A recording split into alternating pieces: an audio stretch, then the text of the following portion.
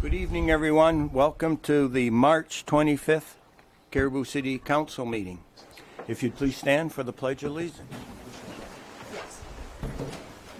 I pledge allegiance To the flag of the United States of America and to the republic for which it stands, one nation, under God, indivisible, with liberty and justice for all. Thank you very much. Public forum. Is there anyone wishing to speak from the public?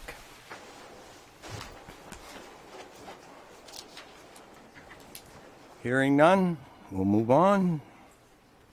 Item number 4. Minutes of the regular council meeting held March 11th, 2019. Chair will entertain a motion. Motion we accept the minutes from March 11, 2019. Second? Moved and seconded to accept the minutes of March 11th. Any additions, corrections, comments? Hearing none, all those in favor? Motion carries. Thank you very much. Item number 5. February 2019 financials. Dennis. The councils are there for your review. We have our finance director tonight here if you have any questions about any of them. I just had a quick question on Department 12. I think it's page 18 of our packet. Under Chamber, Dennis and I had a little bit of a conversation earlier. Is the Chamber the Nylander? Yes. Okay. Can we get that changed in Trio so we can all kind of follow it? And Just name change for yeah, clarity's sake. clarity's sake. Yeah. Okay. I can check with. Okay. Could you speak up? It's hard to hear over this, please. I'll do my best, Miss Hagelsing. Any other questions on comments on the financials? Hearing none? All those in favor of accepting the financials? Was there a motion? We didn't have a motion yet. Move to accept. Second. Very good. Keep me on ball here. All those in favor? Motion passes. Thank you very much. Okay. Bid openings, awards, and appointments. This is the favorite part right here. This is why we all get dressed up. Now we're going to, in recognition of the 2019 Caribou High School State Championship basketball team and wrestling athletes, and I think there was another one, ski team and skiers. Basically, the athletes of Caribou. Nicole, would you mind reading? Will do. All right, so these are the state champions as well as the Maine Principals Association winter sports season. So Caribou skiers, we're recognizing Edie Shea, who placed 8th in the giant slalom, and Macy Wakeham placed 10th in the Nordic freestyle. Their head coach is Neil Sleeper, and assistant coaches are Ginger Keeper and Travis Prashaw. I believe they're not with us tonight. And then our wrestling, I know they're both here. Chloe Kirschman, female state champion in weight class, and Riley Saucer, female state champion runner-up in weight class. Head coach James Chico Hernandez, and assistant coach Robert Jandro. Maybe have them stand up. At least then we can do a.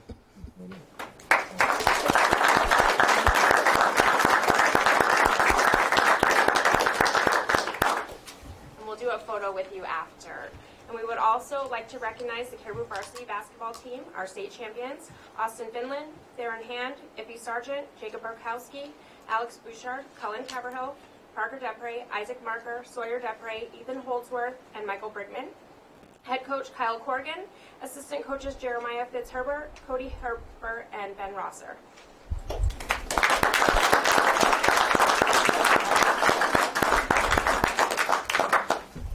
Should we set up for photos then? I'd like to tell the basketball team, all the athletes, very, very proud of you, and Caribou's very proud of you. I happened to be at a local establishment and it was wall-to-wall people, and every time there was a basket made, the place went crazy. It really brought great joy to a lot of people. And thank you very much for all the hard work and effort that you've put in practice, but more important, the sportsmanship that you showed and how proud we all are of all of you, all of the athletes of Caribou. Thank you very much, boys. Appreciate it. Now, we can take photos. Right? You want to have the wrestlers come up first, and we can just have them come up front?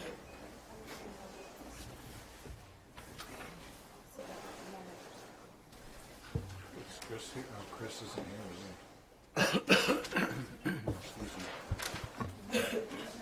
Mayor and council, if you want to maybe stand up and try to come right up here in front.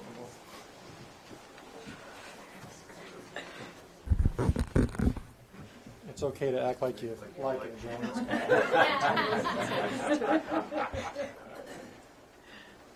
Okay. On the count of 3. 1, 2, 3. Okay, great, thank you.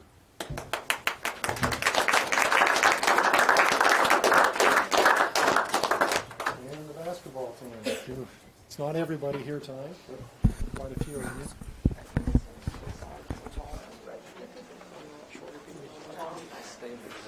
Yeah, this is. And we're on a platform. I had to go out there to do it. Colin, can you come in the front? You're a little bit shorter.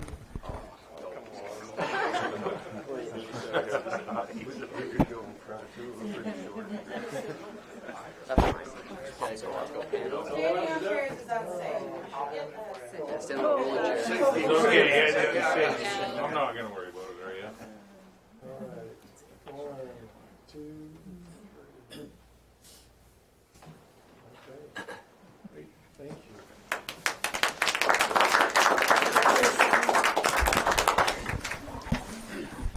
Mayor, would you like to have everybody shake their hands and or Yeah, do that? absolutely.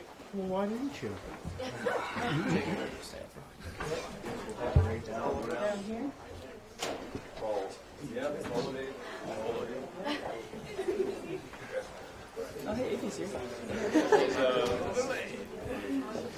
I was there for 1969. Congratulations. Ooh, your hands are cold.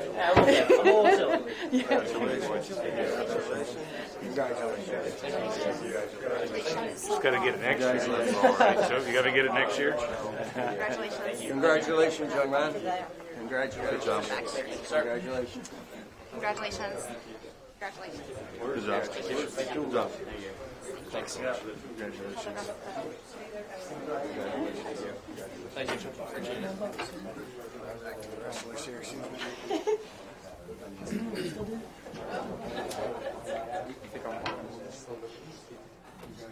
not Harrison, but I can tell you I was so proud when I saw you guys walk up.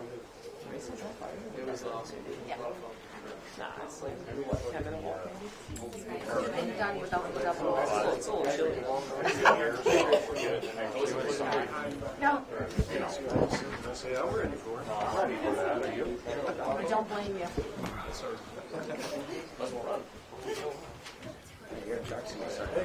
Thank you. Thank you, guys. Thank you. Thank you. Thank you. guys. Don't hurry. These meetings get very exciting. There's all kinds of stuff. Yeah,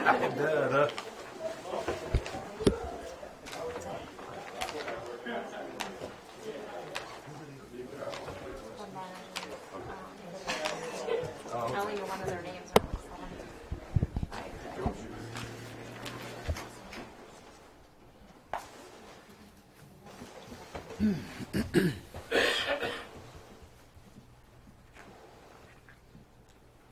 Well, we can have some heated meetings every once in a while, but boy, that was not bad.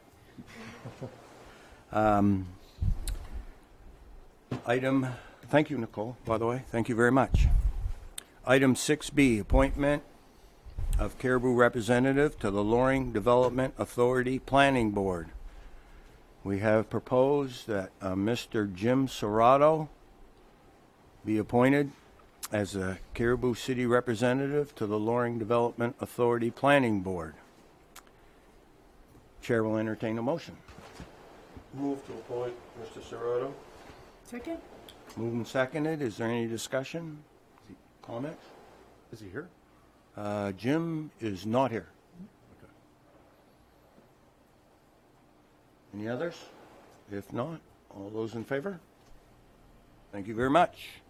Congratulations, Jim. Item number 7, public hearing and possible action item. 7A, ordinance number 2, 2019 series, affecting city flood hazard area regulations. Now, this is a public hearing. So, yeah, the chair will open the public hearing at 6:12. Does anybody,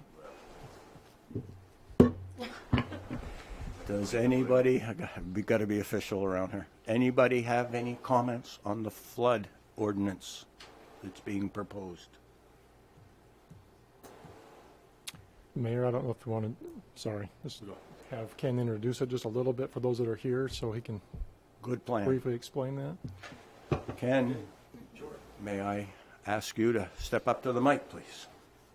So the city of Caribou has a floodplain ordinance, and basically is related to our participation in the National Flood Insurance Act, basically allowing for flood insurance for those people that are affected by floods. So part of that is to regulate where activities can happen within the flood zone, and if activities do happen in the flood zone, there's prescribed methods. Engineers, architects, surveyors. For instance, if you find that your home is in a flood zone and you're looking to get a loan from the bank, and the bank says, well, you look like you're in the flood zone, well, you can get a registered surveyor to survey your land and prove that your lowest level of your house, the lowest entrance of your house is a foot above the floodplain, certify that, and then that you'll be much more likely to get a loan from a bank. Also, if you're going to build something brand new, it shows that you can get architects and engineers to work on your projects, whether it's a bridge or a building, if it's flood resistant or flood proof. Basically allows water out one end, in one end and out the other. So most of the changes that happen here in this time in these updates, from our part, were just format changes to make it fit in our ordinance. This ordinance was actually written by the floodplain program of the state. The planning board has reviewed it and saw fit to send it your way. Anybody from the public have comment? Hearing none, I'll close the public comment period at 6:15. Does anyone from the council have a comment? Do we know how much of the town is in a floodplain? I do not know in area how much is in the floodplain. We don't have a lot of area in the floodplain in the city of Caribou. As a matter of fact, I've never done a permit for anybody in the floodplain. I have fielded many calls for people that are concerned about their proximity to the floodplain for insurance purposes and so forth. So we don't know how many lots actually would be affected by this ordinance once it went into effect? Do we have a GIS layer that shows it? We could do that. That would be a good exercise. The lots. Like which properties are affected?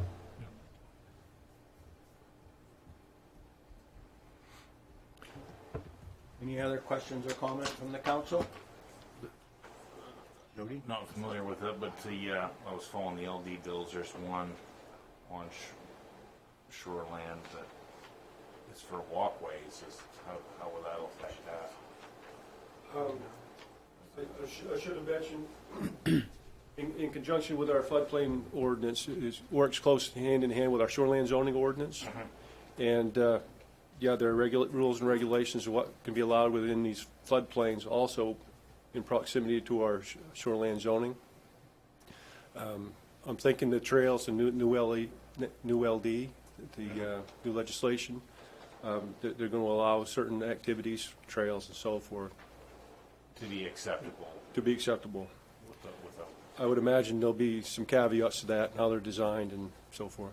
The main caveat for the bill that you're talking about was that you can have trails, but they can't be motorized trails in the shoreland zones. they can't be motorized, just a walk path or bike. Right. If that passes. If Currently, trails are not allowed. but it's in committee, I guess. Yes. Tommy?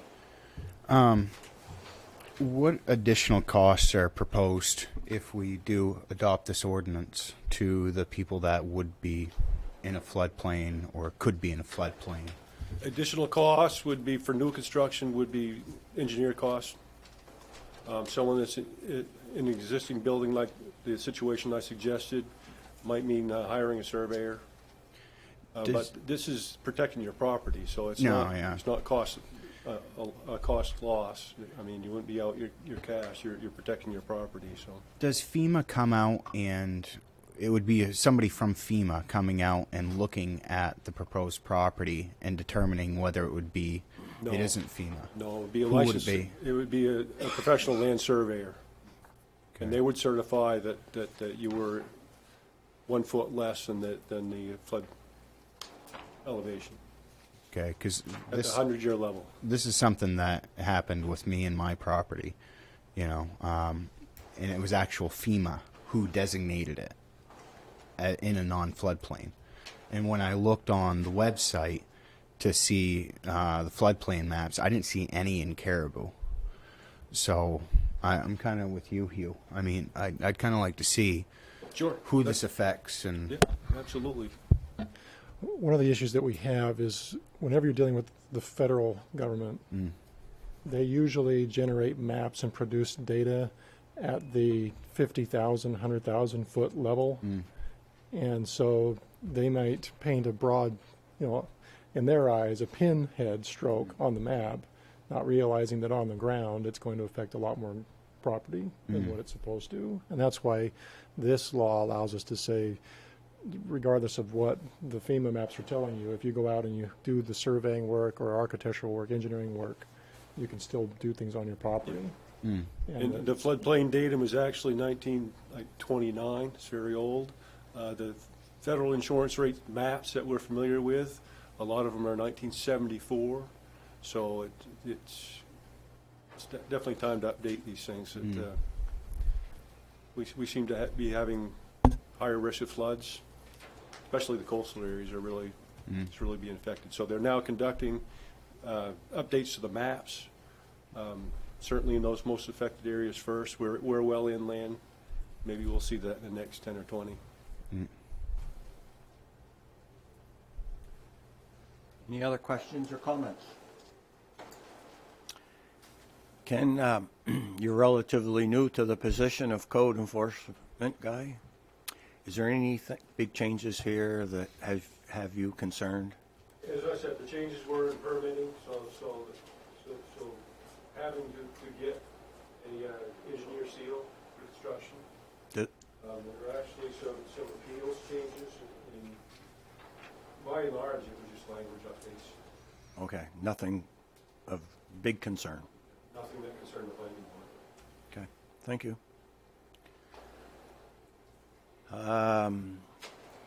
Can we place this on the next city council meeting for a vote? You can take action on it tonight or wait a couple weeks if you want. Are you gentlemen want to wait for the information, or would you? yeah, I'd like to table it just so we know exactly where these spots are and we can have a clear and concise path on where these places are, and we know who it's going to affect and go from there. 2-week delay will not affect anybody that you can think of? I can't imagine there'll be a lot of development until the snow goes away. A lot of the river Pretty in trains- June.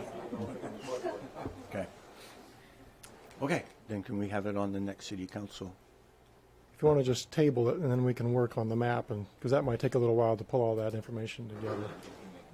Yeah, I make a motion that we table this city flood hazard area regulations ordinance to the next meeting. Okay. He's saying he might need longer. Well, yeah. Yeah. We'll just How table long? Let's table it. We'll just table it. Yeah. Motion, second. Second. Moved and seconded to table the flood plan. Any other questions or comments? Hearing none, all those in favor? Motion carries. Thank you.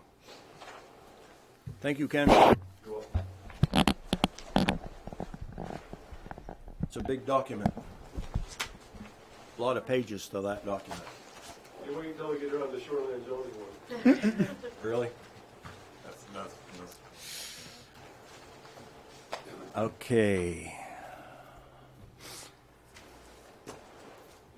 Number 8, item 8, new business.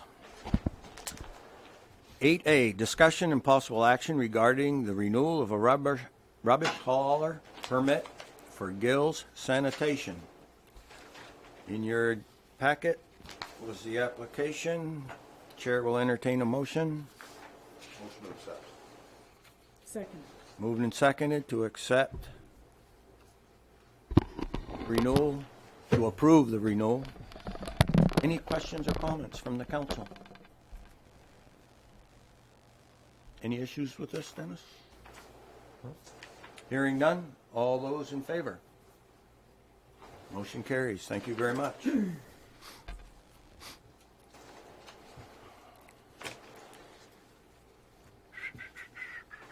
8B, discussion and possible action regarding 60 Access Highway ownership.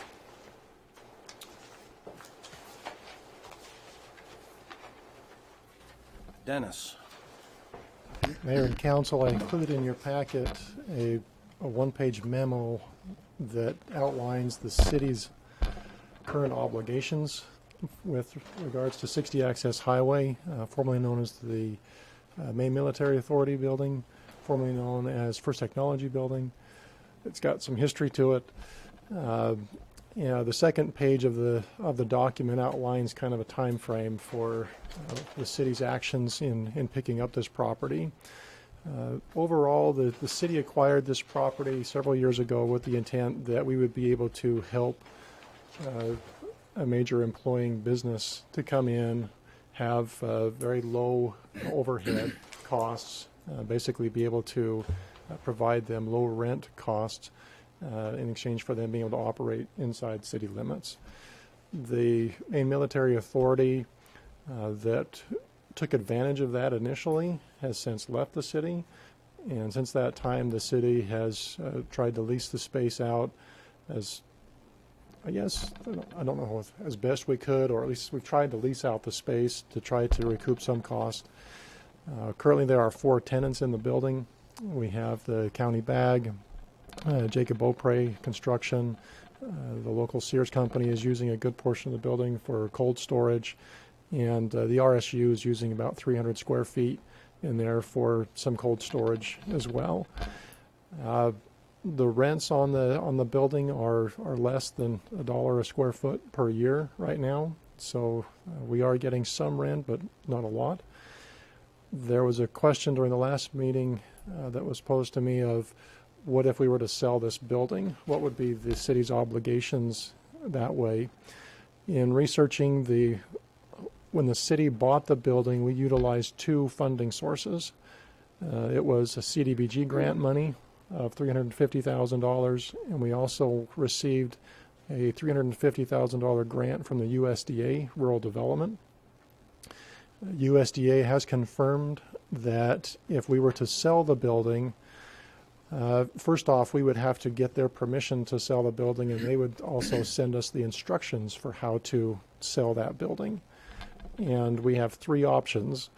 We could sell the building, in a sense, to ourselves, if they would allow us, but we would have to pay back USDA $350,000, or not necessarily $350,000, but their proportionate amount of how much they put into the building. So that's estimated at 47.3% of the original cost of the building. So if we were to sell it for $100,000, we would owe them $470,000 roughly. So we can buy it ourselves and pay them back. We could also sell it to them, and they would basically pay us back any money we put into the building, which was essentially zero because we used grant monies to buy it. Or they could, in a sense, take the building back and turn it over to some other entity to try to continue to run or manage the building and utilize it for economic development purposes. Either way, USDA has to be made whole by the city through the process. In talking with the state relative to their CDBG grant that we received, they are not quite sure if we would have to pay them back in cash, because sometimes the CDBG grant is such that if you fulfilled your obligations for a certain period of time, once that time period has lapsed, there's no further obligation back to the state. The indication is, though, that with this building, if we sold it, we would have to show either that the revenues are going to be utilized for economic development purposes still, or pay that back to the state. In an email communication I had just today, the question was posed, what would we do with the money if the state let us keep it for economic development purposes? And I outlined for them that this is in the downtown TIF district, so we have the Bird's Eye cleanup site that we could put the funding towards. We have our revolving loan fund that we can put the money in towards. There's several programs under the TIF district that we could, in a sense, throw this back towards and would meet, I think, their CDBG requirements. The response was that, yes, it appears that if you were to put this back into the Bird's Eye cleanup, that would be consistent with the CDBG program goals. So we may be able to, in a sense, move that money over that direction.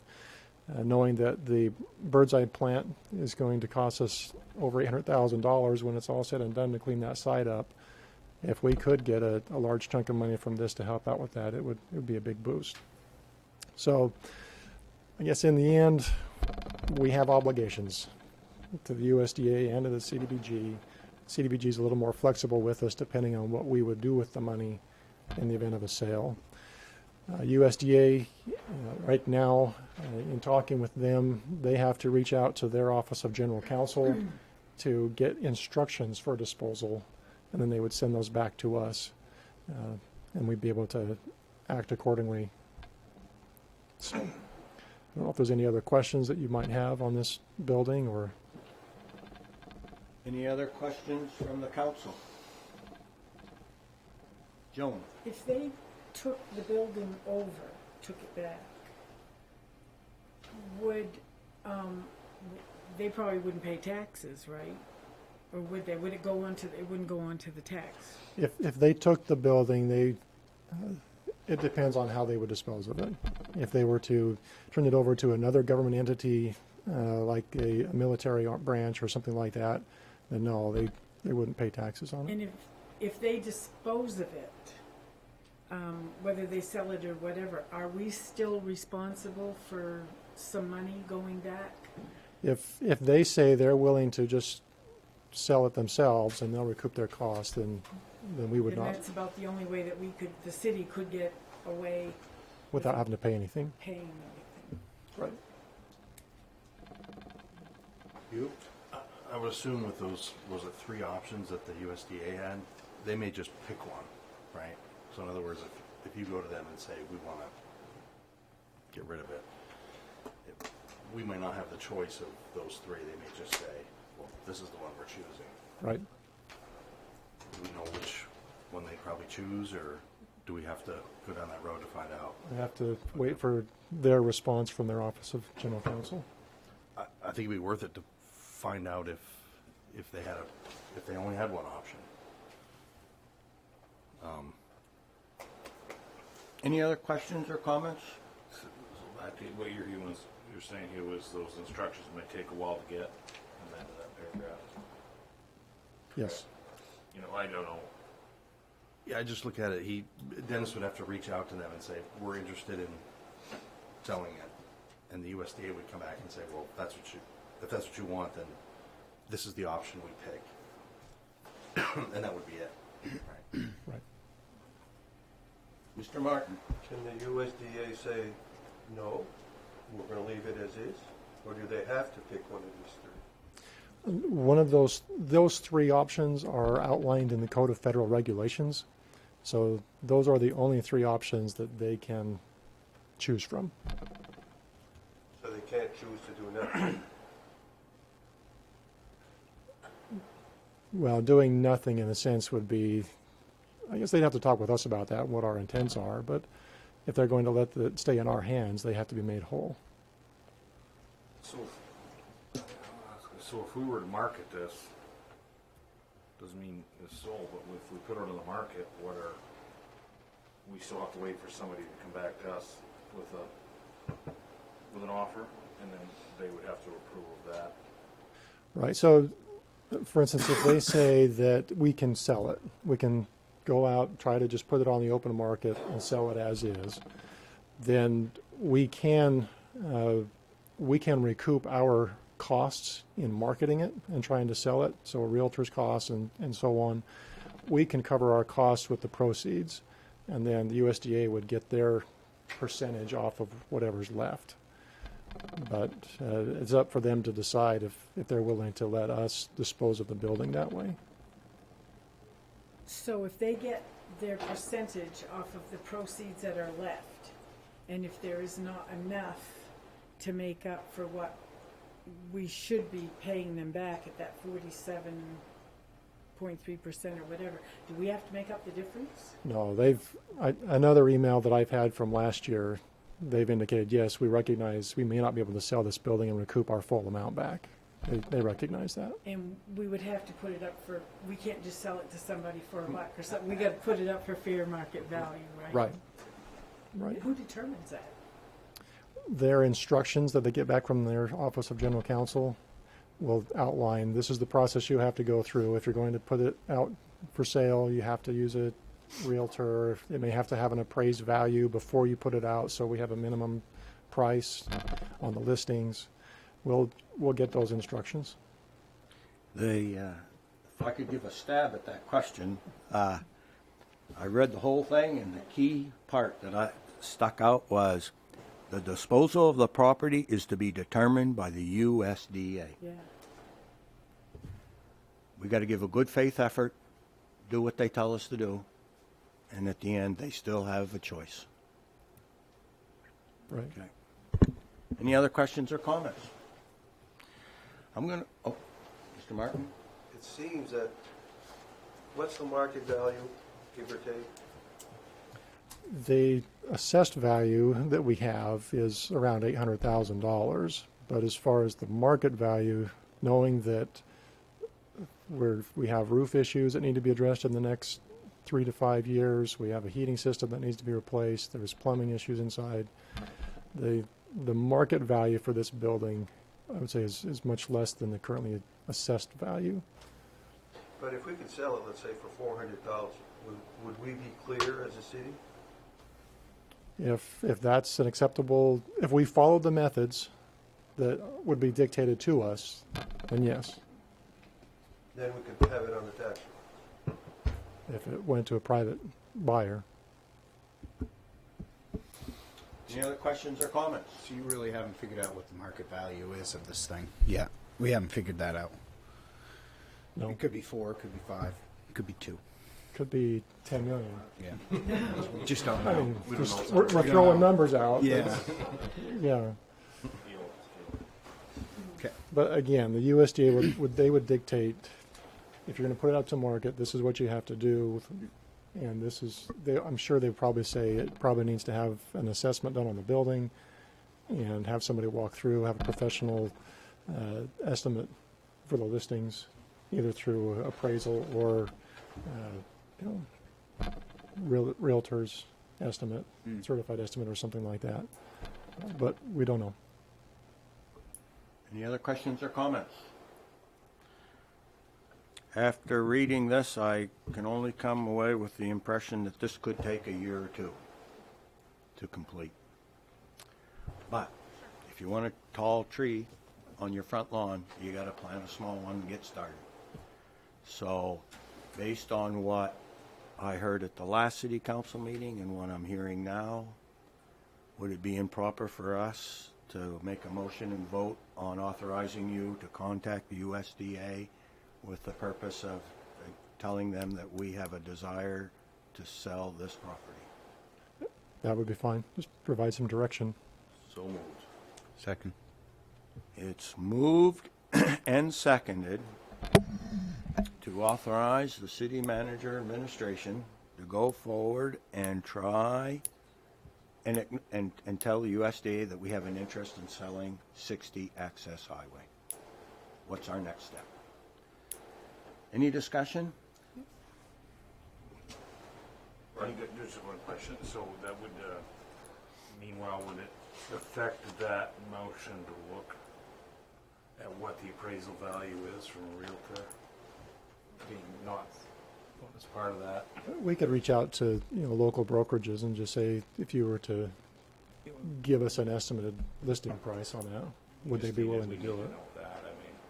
I mean, that would give us a comfort level initially, but again, the USDA is going to dictate to us that process. And Are they going to give us that number though, or are we going to have to reach out and get the number? I guess would be the question. So. They'll probably just dictate the process to get that number. Okay, so then we don't have to worry about that until okay. Right. Yeah. No more on that. All those in favor? Motion carries. Congratulations, Dennis.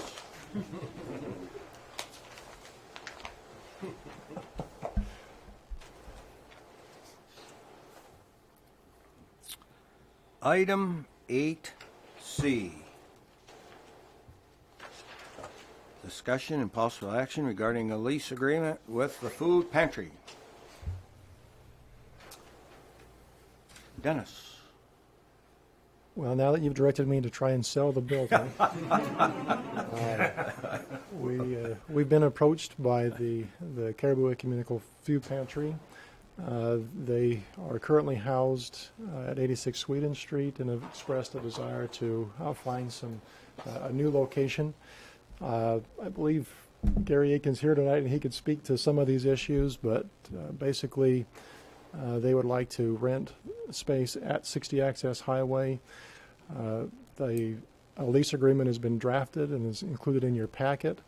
The rent that's proposed based on the square footage occupied would be $1,300 a year, which is basically $1 per square foot, similar to some of the other tenants in the building. They actually would occupy a little bit more than that, but as far as being access to common space inside the building, but the square footage that they would occupy would be directly 1,300 square feet. It's proposed also in the lease that they would pay for any communication systems that they might need, that we'll be able to look at the power demand that this new business will bring into the facility, comparing historic values, and also that they'll need to make sure that they've got additional insurances and include the city as an additional insured. It is written right now as a 1-year lease with the ability to automatically renew month to month after that. I don't know if there's anything else the council wants to discuss with that, but it's a very similar agreement to what we have with, which was just approved with Jacob Beaupre in November of last year. It does have a provision in there that if the city wants to terminate the lease, we would have to give them 45 days notice, whereas if they want to terminate the lease, they would have to give us a 30-day notice.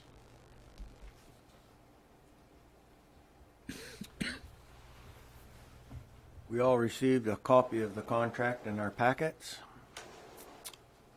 Any questions or comments from the council? Joan? I have a question under the repairs and maintenance that's in there.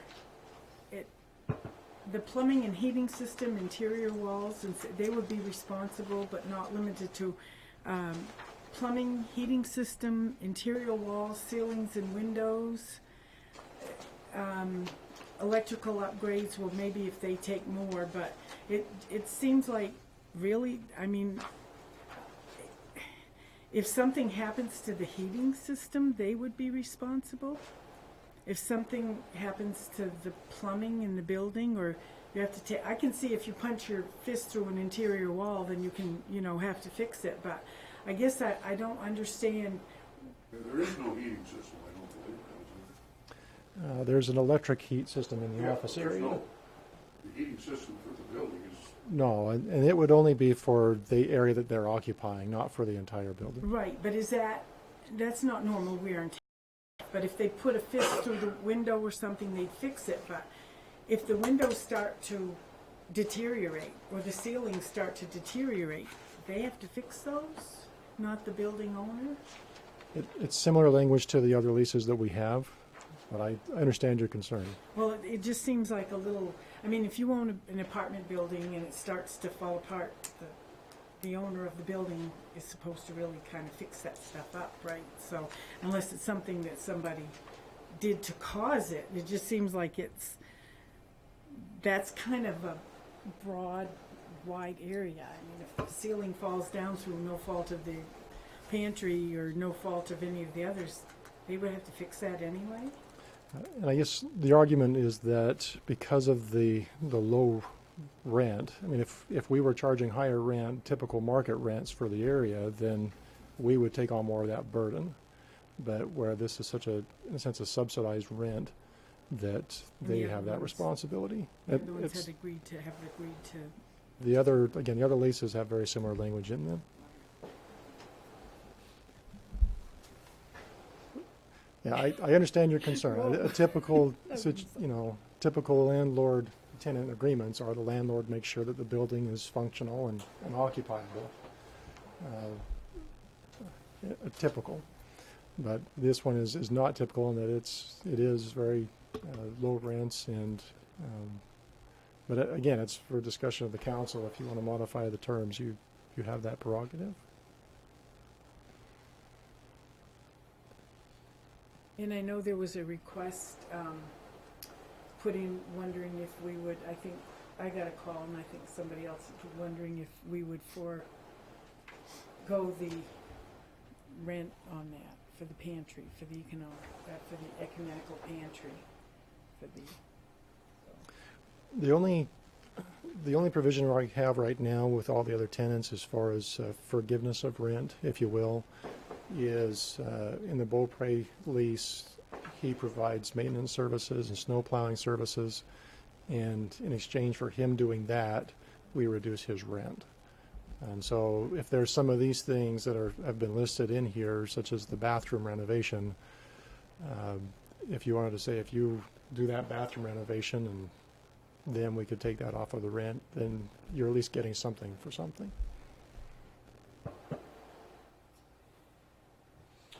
Okay, Joe? Any other questions, comments from the council? Dave? Are you planning on doing any renovation in there?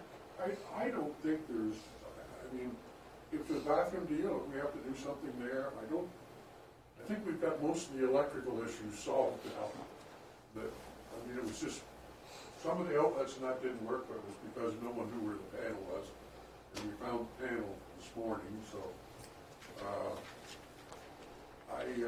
I did make a request to some of the councilors about the rent of the place. My only comment is, we're talking about food pantry here in Caribou that is looking after the citizens in Caribou. We are looking after roughly 1,100 families over the year, a lot of seniors,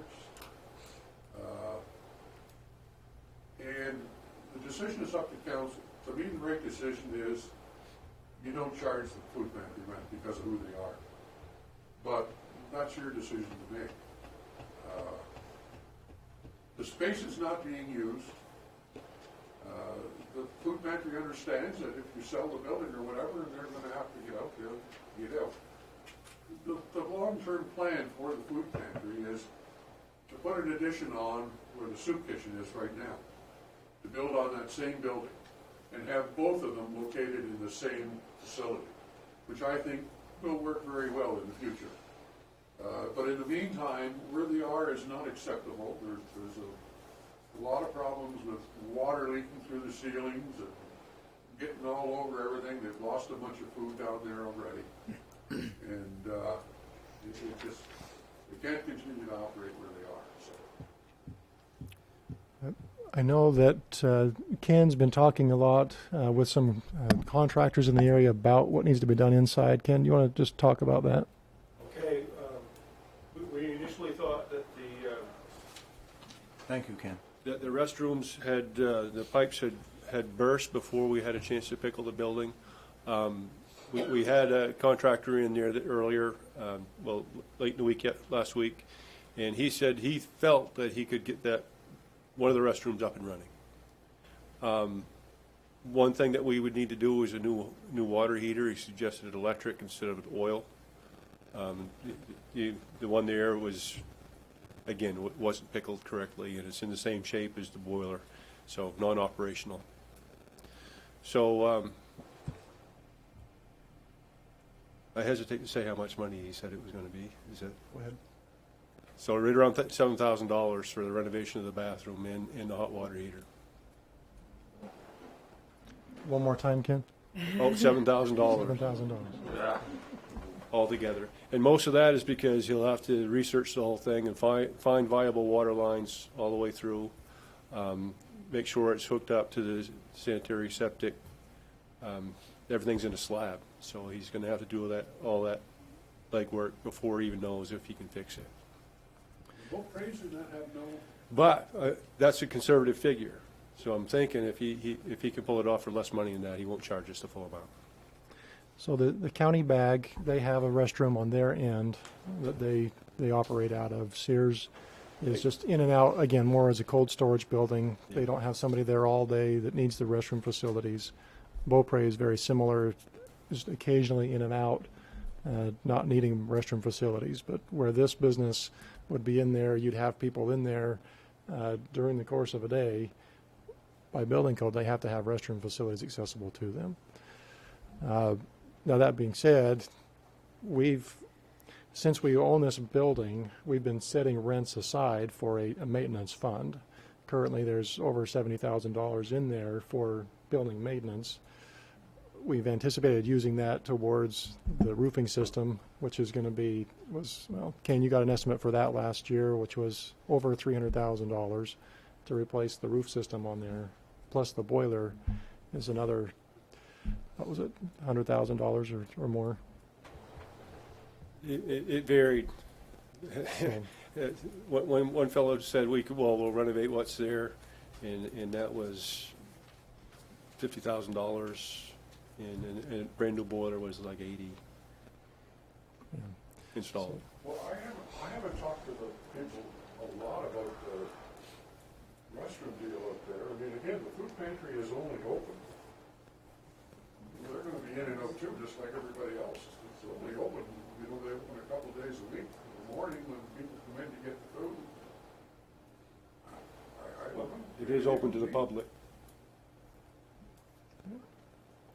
I don't know if they got a restroom where they are even. Well, maybe they do. I don't know.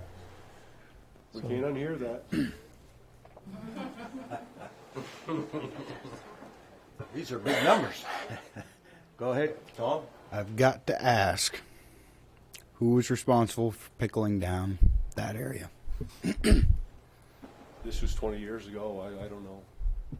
But we haven't been checking it?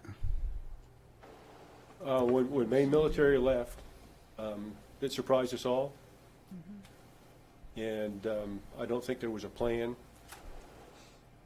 for them being gone. Must have happened that very same winter. See, I hate asking you this question because it's not your fault, but what it is that it's city acquired property. There's got to be a plan to keep it functional, even if it's not being used. I mean, now we've got $7,000 to renovate the bathroom. There's $300,000 to replace the roof. Boiler could be $80,000. Preventative maintenance. That's all I'm saying. We got to do it, and this is the perfect example. So that's my 2 cents on the thing, you know. Dave? I'd like to make a motion that we lease them the space at no cost, and if they want to put money into it, so much the better. I'll second that. Motion's made to rent the building at no cost, and seconded. Any questions or comments? You want to? Under the conditions that, Yeah. still the same conditions, that they would take care of any bathroom issues or. Yeah, that they probably amend the motion that they, or second the motion that they would, like you said, do the, whatever they need to do. Sure, how they're, you know,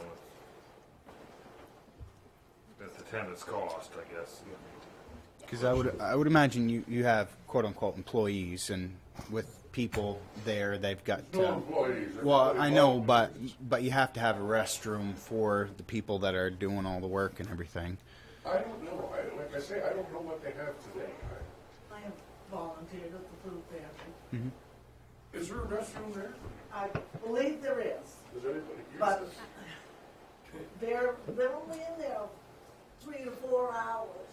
And the other thing I'm thinking is if the heat goes down and they got all that canned food in it, it could freeze. And hopefully we're headed towards the other end of the scale. Yeah, You know, they can't do it. they've got heat in there, in this building. I Yeah, don't know where they are now. Where they're going. Yeah, I mean, but if it fails, you. Mayor, whether they use the bathroom or not, No, that's. what we're dealing with. It's not $100,000 to fix the heat, no. They're baseboard heaters. You just have to put a new But I baseboard just heater. want, I mean, Apparently even the threat doesn't. Regardless of whether they use the bathroom or not, we're dealing with a building and life safety codes that say if space is being utilized a certain way, then we have to meet certain codes, which includes bathroom facilities. And so, going back to Joan's earlier comment, what's the landlord's obligations versus the tenants? We have the money set aside to get a functional bathroom in place based on the numbers that we've received. If the council's okay, it's in a reserve account for maintenance purposes. We can certainly help put the bathrooms together if you want to do that. Nicole? They answered my question. They answered it? Okay. Any other comments or questions on the motion? Well, I've got one. The reason we... Oh, no, go ahead. Go ahead, no, This is a building that the city took a hold of, and it's costing a lot of money just to own it. And $1 per square foot is a very reasonable rate. It's a subsidized rate. We currently only take in right now, I think it's $12,000, and we went through about $350,000 worth of repairs. And we only have $90,000 in some kind of an account somewhere. Was it 90, approximately? Right. It's, And councils have not put away enough money to deal with this. And I'm going to vote, I will vote against this motion. I will vote for $1 per square foot, which will take, which is $30,000 a year that we can put away. And even at that, we'll need 10 years just to get caught up.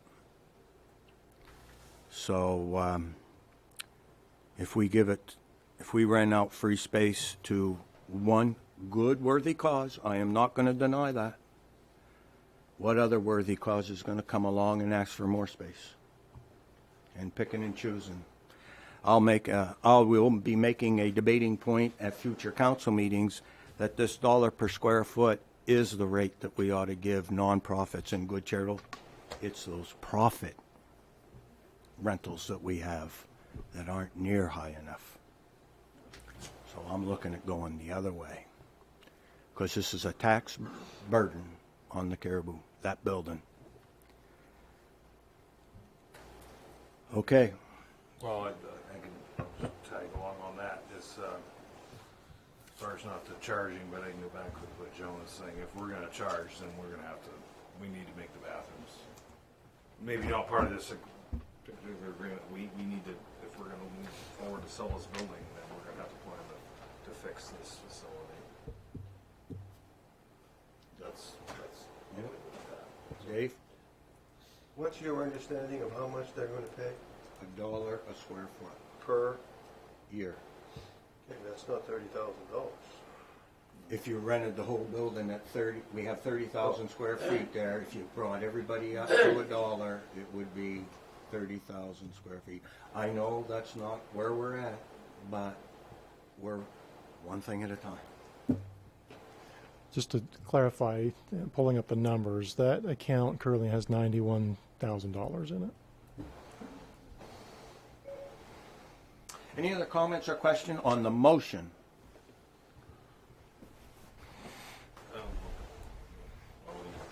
Okay. All those in favor? All those opposed? 5-2. Chair will entertain a motion. I motion to rent the, to this tenant at $1 a square foot per year. Moved and seconded to move to, well, whatever, the contract says $1 per square foot. As all the items stated in this, what we have in front of us. Yep. Everything. Yep. Everything that's there. You agree to that? Okay. Tommy, or who seconded? Nicole? Agree to that? Any comments or questions on the motion? You're authorizing the manager to sign? Yes. I guess. Yes. Yes. What is going to be the situation with the bathroom? With this motion, is that? Well, And might I, just an additional question to that. The bathroom is not in the area where we're renting facility. We have to go outside of our area and around to go to the bathroom. Is that area heated? And if it's not, what happens next winter when it's cold? Because that's not a heated area out there, is it? No, the building is kept above freezing. Okay. And if another section would like to keep it. Well, I was going to say, there's no sense fixing it if it's going to freeze up next winter. But you do make a good point. The bathrooms would be considered common area, so anybody that's in that space would be able to use the bathroom once it's operational. if there's no other comments or question, I have one. I have to agree with Joan on repairs and maintenance. And I guess I'm willing to leave it in there, but boy, I wouldn't think we'd have to expect them to pay for if a window was to wear out or something like that, and it would come back to us to acknowledge that fact and not put that burden on them. I know it's a standard contract, but and if Ken says we need bathrooms, we're going to have to put in a bathroom. But I guess we ought to look at that. Dave? We need to clarify who's paying for the bathroom, because they might not want the space. No, I can tell you they don't want it. They had to spend $7,000. They don't have $7,000. So maybe part of the motion is we fix the bathroom. Well, we're not even sure we have to fix the bathrooms yet. Yeah, but you're asking us or them to approve a contract, and code says you're going to need a bathroom, and they don't know who's paying for the bathroom. So I think that question needs to be answered before they decide whether they want to get into this contract. Is this $7,000, is this a solid number? I It mean, was a conservative figure. I mean, it's conservative. you have a contractor standing there and said, Close. yeah, well, I can see where the water comes into the building. You're gonna establish a line all the way through the restroom. Yeah, I can see where the fixtures are. Oh, I can't tell if they're frozen with the slab. So he's gonna have to do an autopsy on the whole thing before he can get started on it. So the other option was, and I did leave that open to the contractor to abandon in place the old restrooms and build a new restroom inside the area where the food pantry is proposed. And he said it costs almost as much money. By the time you have to hammer a hole through the concrete the whole way through. Go on the slide. Tom? Mr. Aiken, regardless of this whole deal, how quickly do you need to find a solution to your current problem This weekend is the plan. this weekend? If we were taken there, that's where we were going, is this weekend.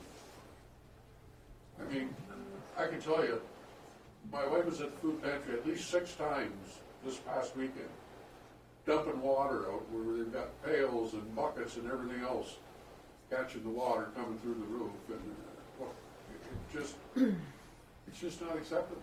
They can't keep doing it. So No, it's a food safety food issue. pantry's going to be probably closed here because all that water on floors and everything, you can't even have people come in. It's not safe for people to come in and pick up. And They were closed last week too, weren't they? They Yeah. were closed. I had clients that couldn't get service. They were planning to move Friday. I understand. Okay. Motion's on the table What is the motion on the table exactly? Just to agree with agree this, with the summary? this summary right now. what I would suggest is I agree with, and I think it can be worked out, Mayor, that, you know, that deal about repairs and everything else, all you'd have to add in there is something to be negotiated with the city, and then council could look at it if there is something and say, we'll look after that, or the pantry will look after it, one of the two. Yeah. We leave the wording the way it is, just say to be determined by the leasee and the leaseor. I have the motion that the contract as written, authorize the city manager to sign the contract as written. That's the way I took it, and as written, the bathroom renovations needed for a leasee's use of premises. That's under that 9.0 repairs and maintenance. Mayor, I just have one comment. Now, I don't know if this is gonna work or not, but what about one of those toilets? Those toilets that you don't need, you know, that they have like in camps and stuff like that. Compost. Yeah, some, would, as an alternative or something, would that meet the code, or would that do? Yeah. It would probably meet the code, but you wouldn't have a lavatory to clean up. Well, okay, We're but running water right down the building. yeah, but you could have some kind of sanitizer or whatever, or, you know, I mean, to get by for the few hours that they're in there, maybe you could pretend like you're camping or something. I think we clarified that. He's, you know, willing to go along with this agreement. And, Well, and if we want to agree in the future, that you know, we can do it, follow up with it. But that's my take on it. You know, I understand the whole deal, but I gotta tell you though, if you're planning on selling this building, sometime or other, you're gonna have the water and some of this stuff working. Who's gonna buy the building if nothing works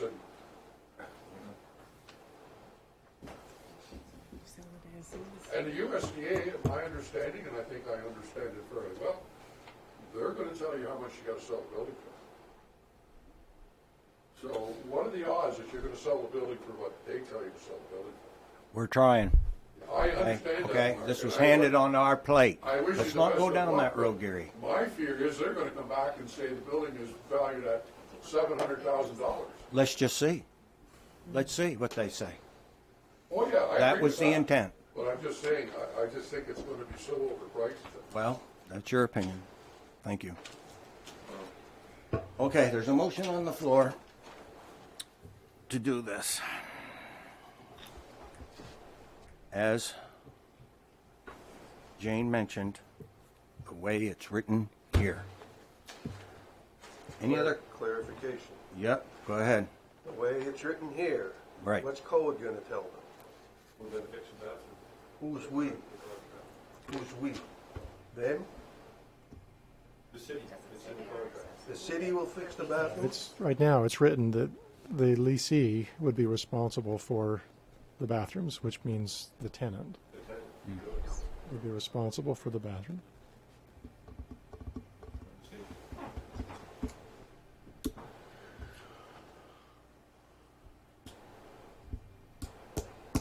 You? Can we amend the motion that the city will make the renovations of the bathroom and everything else in this agreement's the same? We will take that out of our reserve, the account we have. Boy, I hate to be, I don't know. I hate to be a stick in the mud here, but we're gonna make $1,300 and end up spending $7,000 for this. I find myself, when I'm in a hole, I stop digging. So I'm willing to help out, and we got to go forward and just see how it plays out. There's options here with 30 days and 45 days down the road. Let's just see what the code and how it's going to play out. Fair enough. That's the motion on the table. Did you, the motion amended or no? Nope, I'm good. As worded. All those in favor? All those opposed? 5-2. Thank you very much. I just want to thank City Council for considering this. I will say that if I know what you're written, part of that building for now, and I think it's a shame. Gary, you rented the building. How are you chastising this council right now for I that? never rented that building for that price. I was never asked about that. You were in charge of the council, my friend. And to chastise us right now for what we're trying to figure out of this hole, I don't think is fair for you. That's fine. I'd like to thank the food pantry for all the work they do for the citizens of Caribou. I really do. It's a tough decision. I go up to Catholic Charities and pass out food, and, you know, they've got an investment there, too. And we're going to try to get through this the best way we can. Please let me know, please let the council know if this bathroom issue is a super big problem coming up. And we will address it at that time. I think we need to address it if we're going to sell the building, so we can look at it at that point. How I look at it. Which we are. Brr, boom. Let me see, where are we? So for point of clarification, Mayor, if I might, Yep. if between Ken and Penny looking at those building codes tomorrow, determine that that bathroom has to be in place, what would be the council's preference if that is if that's what comes back? We'll have to have, oh, go ahead, Hugh. Get quotes. Get quote? Get 3 quotes. 3 quotes. Does a porta potty work? I don't know. This is where we got to get creative. This is where we got to try to help people without trying to go further in the hole with this building. All we're trying to do is help people. That was an unfair comment that Gary threw at us on the way out the door. I just want to help. But we can't go in the hole like we're doing with this building and not address it. And we're not selling this building within 2 years. I can just, if there's an opinion out there, then I get to make my opinion. This is going to take time. That's why it's never been done before, because it's going to be hard and time consuming. Well, we're going to grab the bull by the horns and try to make it happen. So nobody's going to go anywhere for a couple of years. By that time, they should have their food bank thing all figured out. And we're just going to try to see what we can do. So come up with a plan on this bathroom deal and see what you can bring back to us and see what we can do. Tom? Mr. Mayor, may I respectfully request Ken and I for at least maybe an hour, hour and a half, just so I can go down there and just wrap my head around this building. I've never been inside it, but if it's okay with you, just borrow him for an hour and a half tomorrow or Wednesday or whatever fits in his schedule. Is that okay with you? I don't have a problem with Ken giving you the tour. Okay. Was not spoke of last week that we might have potentially have to work. If you want to set up a workshop with the council to just That go would as be- a council and something do we it, talked about the other day. you could do that. That would be. I just got to wrap my head around this thing, and unless I absolutely physically see it, I mean, yeah, the bathroom's in shambles. Okay, why? So I got to see it. I just wanted to say that maybe the bathroom issue may be a moot point right now for a little while anyway. If they decide not to move down there, then it's not something you have to address right away, would it be? Because there wouldn't be anybody else in line to go in there. So if they change their mind and decide they're not going to go down there, then you can put that off for a little while, I would think. Can we get the solid pricing, as he would mention, maybe the 3 prices for the next meeting, that we can discuss this? Absolutely. You know, an RFQ or an RFP, whatever. Well, we'll check the building codes. We'll And let see you know what exactly what we have to do, and we'll try to get maybe some verbal quotes. And See where we're Regardless of the workshop, I got to get down there. I got to see what's that would just be part of it. So, I'll get. My suggestion, take an antidepressant before you go. Oh, trust me, my friend. I've seen some pretty bad facilities. Okay. As much fun as I have doing the basketball and the athlete thing, this one is on the other end of the scale. Good with the bad. It's the rainbow, man. It's the rainbow Yeah, effect. man. Gee, over. Okay. 8D. Discussion and possible action regarding the Nylander Museum donations. A little write-up in your packet. I had a question or two, but Dennis. basically, if a city receives funds with strings attached to them, such as a donation for a cause, then the city council is supposed to authorize acceptance of those funds. The Nylander Museum is becoming more productive, getting a lot more visitors, and they're starting to get donations specifically for the museum. Those funds have been held by the museum board. They've been wanting to open up a bank account so they could deposit those funds and then be able to tap into those donations for programs or other operational needs as they come along. Those funds would be in addition to what the council budgets on an annual basis for the Nylander. So tonight, there's really two things for the council to look at. One is, are you okay authorizing the Nylander to keep all of its donations for Nylander purposes and accept the funds with those strings attached that way? And the second is the creation of that separate checking account that we then have to work through the finance department and make sure we get reported accurately in our budget statements.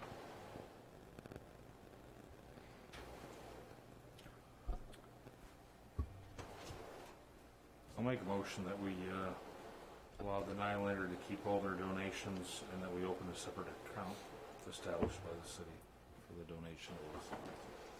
I'll second that. Moved and seconded. I'm still ringing from the last issue, so I gotta back up and just clear my head here for just a second. We're setting up an account in the general fund, a fund that has a line item that's gonna read what? I mean, you gotta, what would you call it? Carl, what's the best way to set that up? Is this fund then for the City Council Nylander Board or for the Friends of the Nylander Board? This is only for the city's board. The Friends of the Nylander is a completely separate 501c3 entity, separate from the city altogether. This is just for donations for the city's Nylander board. Got it. Got it. Tom? In the general ledger, 448-00, it already states Nylander donations and currently has $2,000 in it. What is that? Is that a checking account? I give Carl first and then. This was, from what I understand, it was a one-time donation. And it's just in our general fund. It's not in a separate account. So what's happening to the donations that they're getting now? They're, my understanding is that $2,000 comes from Main Memory Network. A memory network? Main Memory Network, it's online, and it comes from the state museum, the historic history museum. And so anytime anyone buys a photograph from Main Memory Network regarding or that is owned by the museum, we get a portion of that money. It is separate from the donations we've been getting. We have a donation box that is ours, it's historically been ours, and we are getting donations during Dino Days. Pardon? It was a lot. We got 150 people just for Dino Days. We vastly underestimated that. But we received several checks made out to the museum, not to the Friends. And so that historically has come to us. Historically, we have also, the board, us, that you appointed, has had a checking account. After Jeannie McGowan was let go, we have no idea what happened to that checking account. So, we would like to start that up again with the donations from the box and any checks that come in. It would be used for the programming and any last minute things that it's like, oh my goodness, a piece of glass is broken, let's just go take care of it. I know that's not it, then it's school about something, and we appreciate that very much. And what we would like to do, Carl, is have the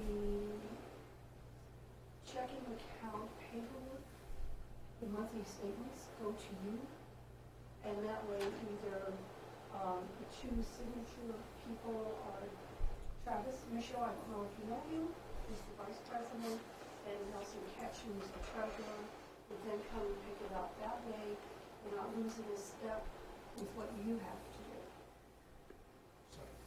If that's okay. You can make a copy for us or however. So we want to make sure we have everything in place. Hold on a second. Where have the donations from Dino Days and everything else in that box, where have they gone?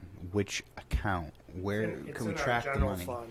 It's in a general fund. I don't, the account that she's talking about that went away, I don't know who that lady was, and I don't know the time frame. As far as I know, that $2,000 is designated to them in our general fund. Since we were told last summer that donation box is ours, meaning the board's. Any donations that came in, as we all know, we went through this huge donation that came from the Friends. And we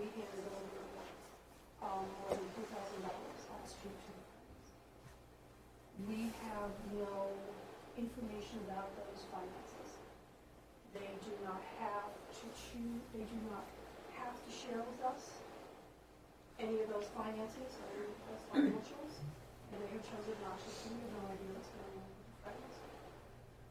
And we put in a financial request for their 22nd, we still haven't heard it. So what this does is really a backup for us when we need to go buy more Play-Doh, because there wasn't any Play-Doh to be added to it. It allows us to go and do that and be reimbursed for it. You? Okay, so the 448-00 account, Nylander donations, that was a one-time From the state of Maine from the state of Maine. for those photos. The three. No, it's on an annual basis. 352. We have 352-00 Nylander reserve account. That's in our general fund. Is that the general fund account that you were just talking about? Or No, is it- it's two separate accounts. So There's does a it- $2,000 donation, and then there's a reserve account. Okay, and now With the what the staff 12,000. is recommending now is a third account. Yes, for like it's like a petty cash checking account. Right. Can I just make the suggestion that if these are all set up, that they're clearly defined, so when we look down through it, we know what we're looking at. Because it seems like we need like a decoder ring, or you here to explain it, right? That's my suggestion. And I apologize to Carl, because my understanding of that $2,000 is obviously very different than what you know. So if you can please educate me about that, I would appreciate it. Yeah, I was on the board when Jeannie was alive. And that is continuing thing, as long as the main memory network is still taking, selling pictures of ours, but they returned all the pictures. So I don't think that they're selling them. That's what's in our, pictures on the most, the same ones. Okay. I don't believe they are, but I think we need to check that out. I think you're absolutely right. And I don't see why that can't be on one account. Those, the Sandwoods and the Okay. donations. And then the 501c can be used for, and I know, I've talked to them, friends of them, all they want is a written request. And they're willing to help us with that. I can't be mean two items in a row. I can't come unglued. I can't come unglued twice. Well, I know, Okay. Mark, I'm sorry. No. I have a motion. Oh, there's a motion already? Yes. Okay. Motion that we Accept staff recommendation. Accept the staff recommendation. And then at a later point, we can figure out those other accounts and Got it. consolidate. You know, the 2,000 maybe can go into this account. That's what. Let's vote on this. Yes. Okay. All those in favor? All those opposed? Motion unanimously carries. Can I make a suggestion? All these are set up. Can it be organized in a way that we don't have to take everybody's time? Yeah. And that maybe, Hopefully it's up here. and that maybe have two donation boxes where you got the Nylander and then you got the friends for the Nylander or whatever, and they're right next to each other. And that way, you just keep it simple, please. That's all I request. I want to thank you all for your volunteer work. Yes. I really do. It's kind of confusing sometimes for me. I don't dig into it, and I wish, and good luck. Yeah, communication works great, And we're on a learning curve. and that's fair. There's a lot we don't know, because so much was lost, We have a get to know your budget series, and maybe in a couple of months we could get a report from the Nylander. A 5-minute presentation. Absolutely. Can we put that on the agenda for the end of April? Because I'm going to meet with Gail this week. Yep, So we would love to do that. yep, that'd be great. Happy with what we're doing. And you could touch on some of the things that you've heard. Yeah. Great, that's great. Thank you very much. Thank you.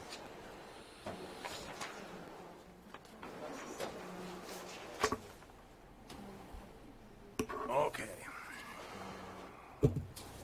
Discussion 8E. Discussion and possible action regarding the DOT construction over limit agreement. Mayor and council, we were approached by DOT. They've asked that the city enter into this agreement for their Route 1 project that's going to take place this summer. They're going to be redoing the asphalt between Presque Isle and Caribou, and have requested that the city allow their contractors to use our local roads, and they may exceed our weight limits that we have set, and they would like us to agree to let them do that. We would be able to still require the contractors to post a bond for repairs of our local roads if necessary, and we can go out and inspect the roads and make sure that they get repaired if any major damage occurs. I've talked with our Public Works Director, Dave Willett. He indicated it really shouldn't be a problem once the construction season kicks off and things are dried out because of the standards that we keep our roads up to. And so we've recommended that we go ahead and approve this agreement with DOT and get it sent back to them so they can move forward. Does, I'm sorry. Any questions or comments from the council? Do they have any indication what roads they're going to be possibly on, or is this a blanket for any road? It's pretty much a blanket specific to this project. So if they have to use, come around on the West Presque Isle Road to come back and then utilize our roads to get between Route 1 and the West Presque Isle Road, it could be any of those local roads through there.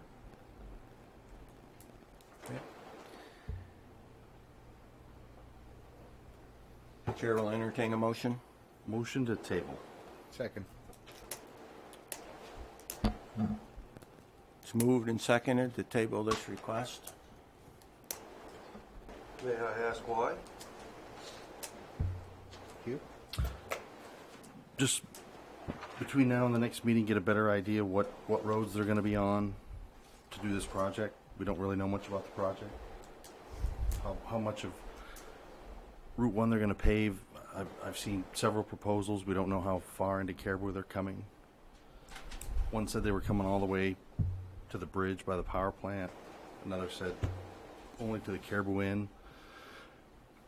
Another one had them not coming much past the town line. So do we know?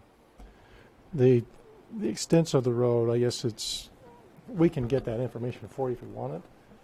The impact of the local roads are really going to be about the same either way. And I guess I understand your request to table it to get more information. When it comes back, though, it's going to be about the same impact of the city. This is standard agreement that we do just about every year. I mean, what are we gonna tell them? We don't want you to hot top Route 1? No, there was just a table. So we can decide at the next city So council when meeting. was it decided that you wanted to table this? Is that this afternoon somewhere? I mean, it seems that some things are being done here ahead of the meeting. I move to table, let's vote, without any discussion. We're discussing right now here. We're discussing right now. What do you want to discuss? I think we spend too much time tabling stuff and not making decisions when it's not going to change anything in the long run. The state is going to do what the state's going to do. I don't know if we've tabled anything other than this one this year. I don't know of any other ones we've tabled, but Joan? Well, I think if Dave Willett is okay with approving this, he's the one that I think would have more knowledge as far as whether it would be a good thing to pass it now or to wait. But I don't want to do anything that's going to hold. I don't know what the repercussions would be if we tabled it for a couple of weeks or whatever. I don't know what that would do to their schedule or, you know, anything like that. But I think personally, if Dave agrees that it's okay to do it, then I don't have a problem with passing this, with approving this. Like you said, for 2 weeks delay, it's probably not going to hurt anything, and we can try to get an accurate extent map of the project and come back and show you exactly which roads we anticipate it could be coming in on. Most of the road work is going to be on the highways, and most of the traffic's going to be on the highways. And so we can get you a map. Was your motion seconded? Yes. Okay. It's been moved and seconded. Any further discussion? Mr. Martin, any discussion? No, I've had my say. Thank you. All those in favor of the motion?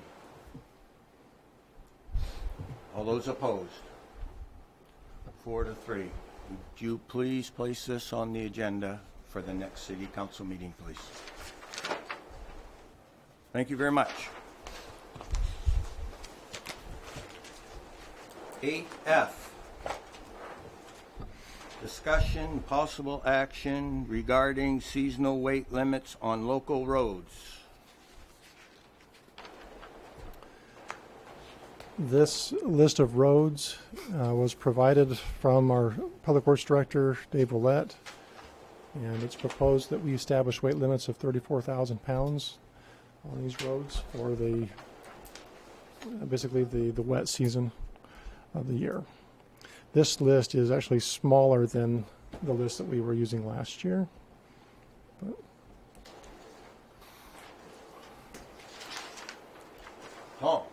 So farmers that are on these roads will still be able to use these roads if they have to haul potatoes or equipment or anything else. They'll still be able to use these roads, correct? If that's their only way. if that's their only way. It's the only way. Okay. And I'm pretty sure there's logging operations going on Westgate Road. Is that going to be impacted as well? Potentially. I know there's a lot of concern in the legislature right now from a lot of the logging companies about these types of weight limits. But it sounds like that might be one that there will be concerns with. Tommy? So the logging operation that's on the Westgate Road, that's their only way to get out, correct? Again, if it's Back their, through if the it's their Westgate. only access route, So they'll be able to use it. then we can't say they can still use the road. Right. Okay.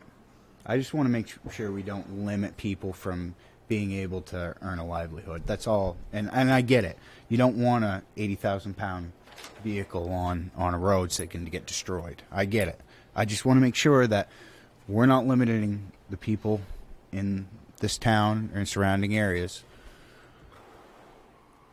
from, earning a living.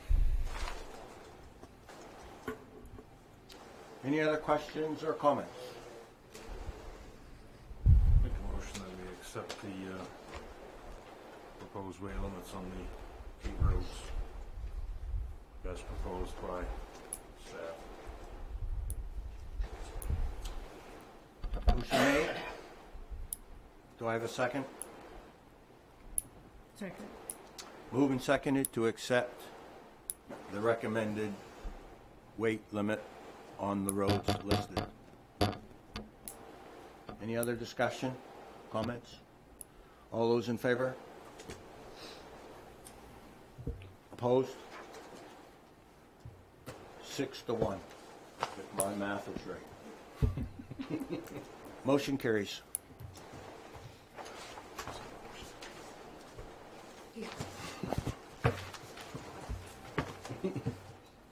Discussion and oh, wait a minute, no, let's see. Let's go to 8G, discussion possible action regarding the sale of tax acquired property on 147.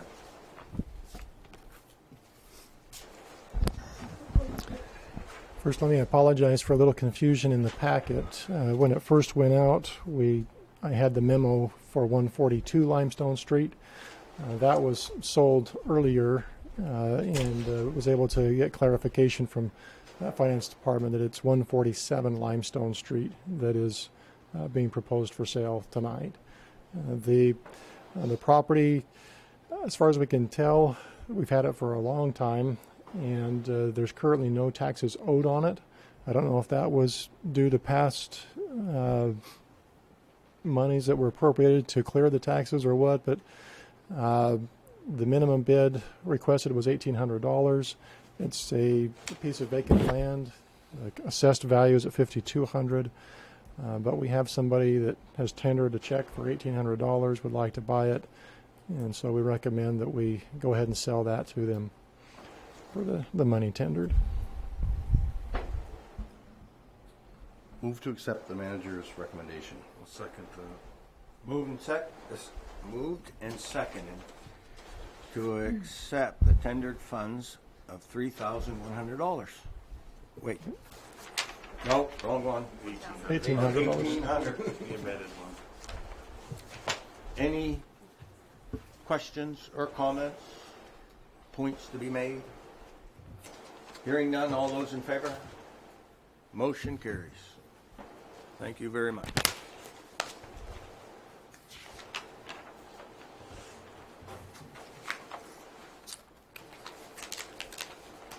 Okay, now we're on item number 9, City Manager's Report. Mayor and Council, the manager's report, maybe I can just highlight what's in the document itself. We've had some updates to the LED streetlight conversion process. I've met with Tim Todd with RL Todd. He's confirmed a lot of the information that Realterm's been sending to us. You'd requested that we do a pilot demonstration project with these lights. It's been proposed by Realterm that we wait till Grand Isle has their lights installed and just you can go and see the difference of lighting that they have and save the city money from doing a demonstration project. Right now, where we're at with this overall process, at this point, we're just waiting for IGA to get information back to us to make clear the lights that we're going to be looking at replacing. And then the council, if you want to move forward with the project, the contract says that the council needs to accept the investment grade audit report. We haven't put that on your agenda yet because we're waiting for those numbers to be updated. Once the council accepts or approves that investment grade audit report, we also need to decide how it's going to be funded. Are we going to go with some of their financing options that they've proposed through Realterm? Are we going to cash outlay and just take care of it ourselves? Or are we going to finance it through some other means? But the evening that investment grade audit report comes to you, we would also outline for you options for financing it so you can make that decision the same night. The indication I received from Realterm tonight before this meeting was that if right now, if the council were to say we approve the audit report tonight, we would be looking at the later part of June before the work could be done. They anticipate it would be a 2.5 week process because of the number of lights that we have involved. But obviously it's going to wait, or we're waiting for them to get numbers back to us before that can come to you. So it looks like it's going to be midsummer, maybe into July, depending on how quickly the council makes a decision on this, and vice versa, how much time they give us to make a decision on it. Okay. Any comments? Test install. So the way it was explained to me, the whole purpose of the test install is not so we're necessarily satisfied by, say, driving to Grand Isle to look at these. the point of the exercise is to put some of these in here locally, let everyone in the town know so they can see them, so that when they're all done, they've had a chance to view what the different colors are.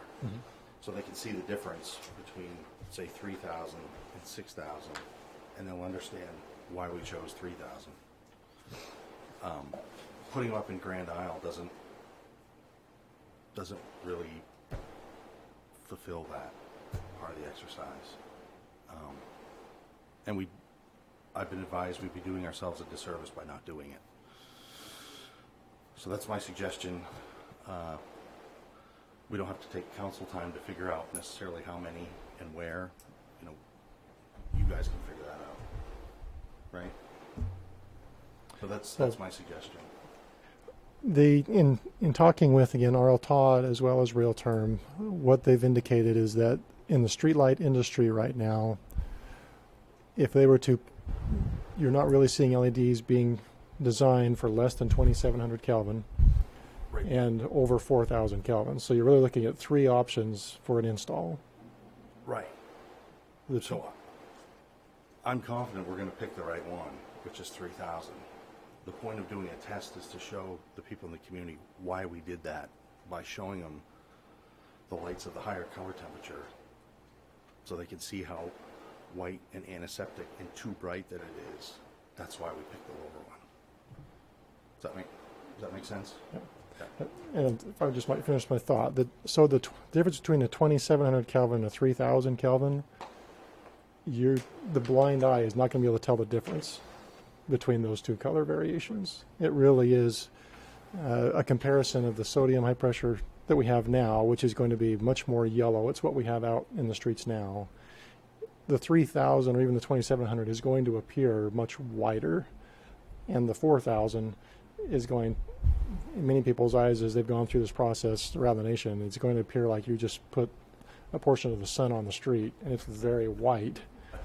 And many people don't like it because it's a much bluer in comparison. And so I understand the concern of let's let the citizens understand what it is as well. At the end of the day, it's just a matter of the cost and the timing of moving the project forward versus that. If you've already figured it's going to be the 3,000 light, do you really need to take the time to order the light, put it installed, and take the extra month and a half to do that? Also, I think I asked you last meeting if there was any cost to do this, and you didn't think there was, but now apparently there is a cost to do this. It was my recollection of the contract, without having gone back and reading it, that it was included. Right. Well, But now you found out it's not. the actual language is that it would be additional cost of the city to Right, install so that. would probably not really be necessary if we pretty much know what we're going to do. Unless, again, we maybe can go back to R.L. Todd and ask them, is there something we can work out with you rather than going through Real Term to do a test project and see if they'd be willing to help the city out with something like that? Because what I read through here, too, is pretty much the 3,000 that was recommended by other towns or something. The 3,000 was the... That we not exceed 3,000, right? International Dark Sky, American Medical Association. Yeah. They don't recommend going over 3,000. Any other comments? Well, I got one. I recommended 4 test spots, but I thought they were free, so I'm going to scale back my request. Is it would you check? I kind of get I'm in favor of 3,000, but I kind of get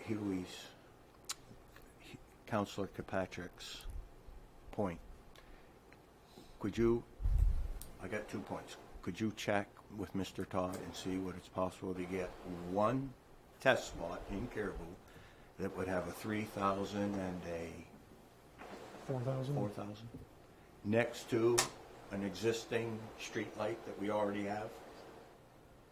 So we have the 3 lights of where we are now and what our possibilities are where we want to go. And I think after people hear this conversation, they're all knowing we're shooting for the 3, but it doesn't hurt to let people see it. And my second comment is, we're looking at a 1.7 mil without the latest assessments on homes. We're looking at a 1.7 mil increase.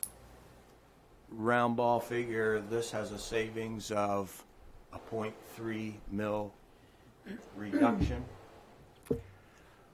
What would be, and time is ticking because of the calendar year and all that, and it's been looked at for quite some time now, even before this council has been looked at.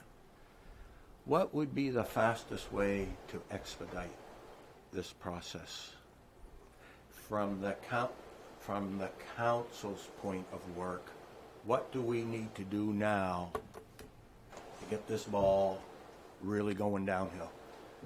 So the quickest way to see the fastest cost savings is to notify Emera that you're going to buy their lights, We're going to, pardon? that you're going to buy their street lights.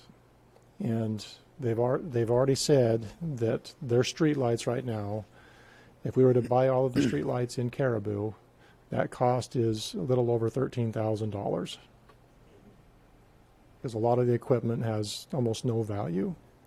Once the city owns the street lights, we then would be required to maintain them, but the biggest cost savings is that we then fall under a different rate structure with Emera, and it's a significant cost savings to us, where we're not now paying their maintenance costs, their overhead costs, and so on.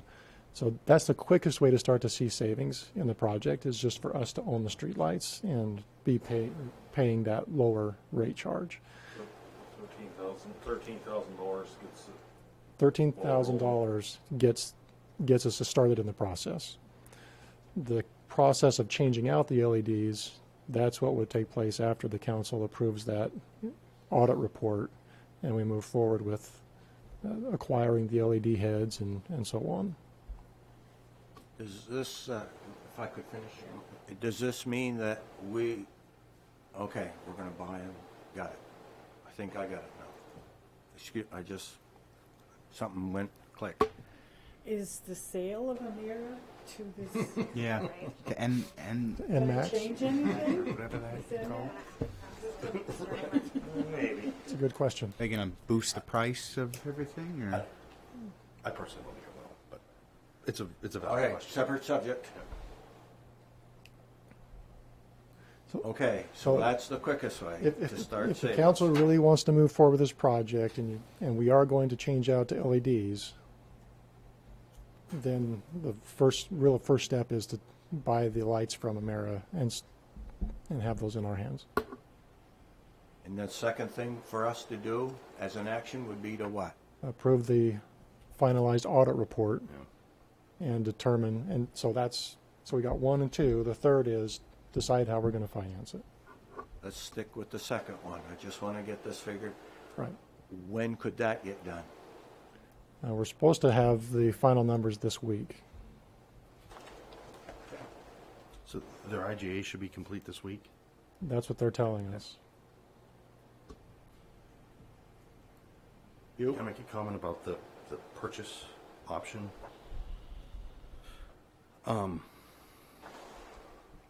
There might be an implication on disposal between the two options. In other words, whether we own them before the project starts or we don't. So we might want to know that before we make the decision to spend the $13,000, because there might be a cost on the back end of the project, because now we own the waste. In talking with Realterm, that question's been brought up. Okay. Realterm anticipates that the cost of disposal is built into their total project cost. So we were paying to dispose of Emera's product I'm regardless? sorry, Realterm would cover, yes, So we're paying for it regardless. right. So even though we could choose not to purchase it, but we are still going to pay to dispose of Emera's property. Right. If Emera keeps it, they charge us to dispose of it. If we buy it, Gee, we that's not a we bad pay the deal. disposal of it. That's dicey. Do we know what the figure is? It is in. I'm trying to remember if it's in the audit report, but we can get it. You for have you. to track that, right? We'll get it for you. I just think we should know the number either way. Okay, I'm good. Okay, so on the next city council meeting, could we put an action agenda item to authorize you to get this ball rolling? Which would mean you're gonna contact Emera and tell them we want to purchase their lights. It would mean that hopefully in 2 weeks, we might be able to vote as a council whether or not to go through with the process. And then, and I suppose that will be based, our vote will be based on how we're going to finance it. So it could all, the number 2 and number 3 could come together in one meeting. Yes. Well, and I'd also add that the cost of the project also depends on which options the council goes with as far as the equipment. Correct. There's some discussion of the heads by themselves. They have a photo cell on top of them, like most streetlights do, to tell you when to turn the light on or off. There are some photo cells now that have the capability of extending wireless networks into the community. There's other ones that provide the capability of adjusting the lighting depending on the amount of traffic during the day. And so they have cost numbers in the report that the council can look at. Okay.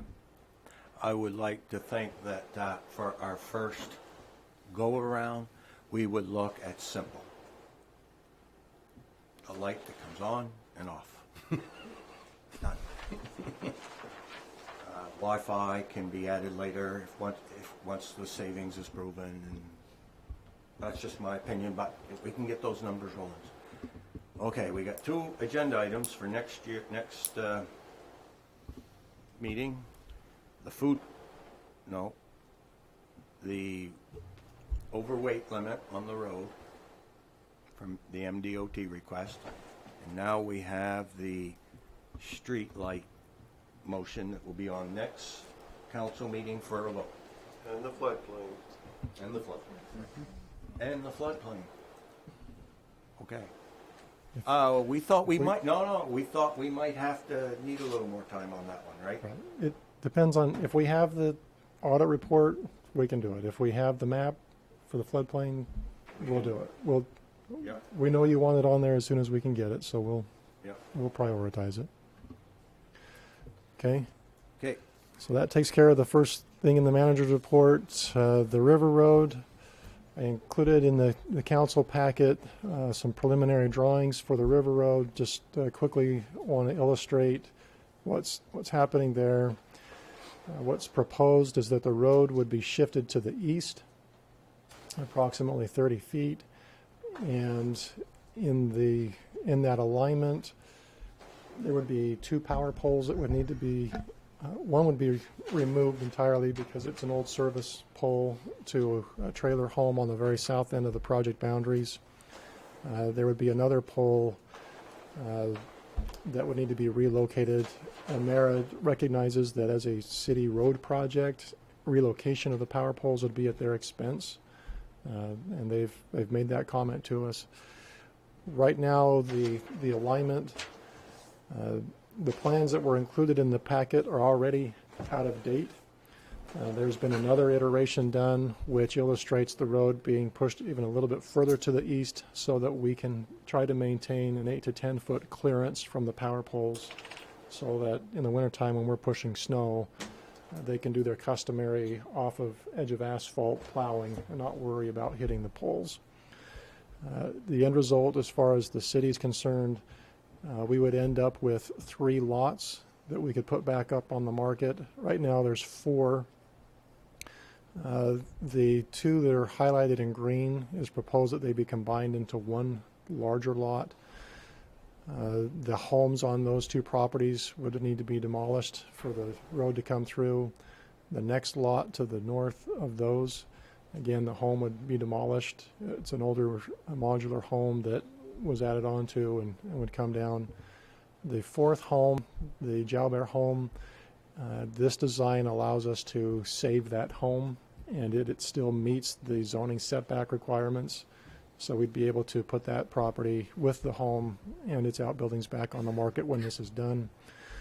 There is one additional property that is impacted with this, and so we would need to go and talk to those property owners about acquiring land, but their home itself would not be threatened with this road alignment.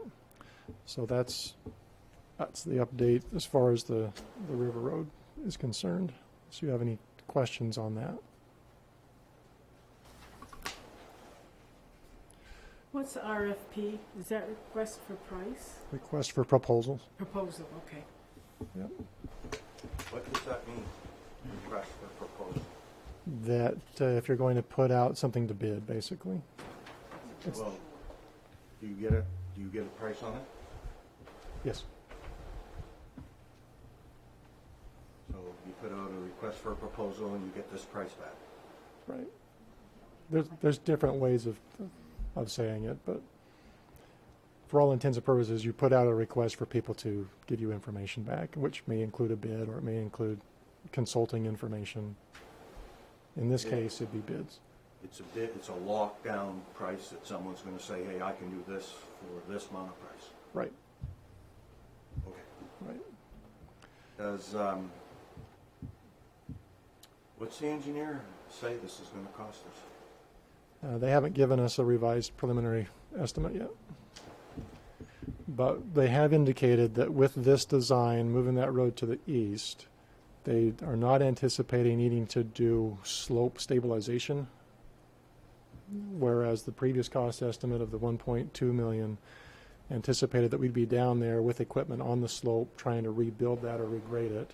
And what they're saying is now it's better for us to leave all the vegetation in place that we can and just move that road, move the weight bearing on the load or on the road on the hillside, and not worry about the slope stabilization. Still do the drainage improvements and things to keep the water moving away from here as much as we can, but there will be a significant savings to the project cost if we don't have to be down there on the slope doing that work. Isn't it customary that we know what the engineer thinks this is going to cost before we put it out to bid? Yes. Will we know the cost before we put it out to bid? We'll have that, yes. We'll have the engineer's estimate in our back pocket, so to speak, and then it will go out to bid. So we'll have a good idea of comparison. Publication is anticipated for the first week in April? That's what Dubois and King is telling us they can do. That's when we get it to look at the price. No, that's when they will send it out to bid. We would have that information ahead of time. Okay. How do we get that information before the first week of April? They'll send it to me and I'll share it with you.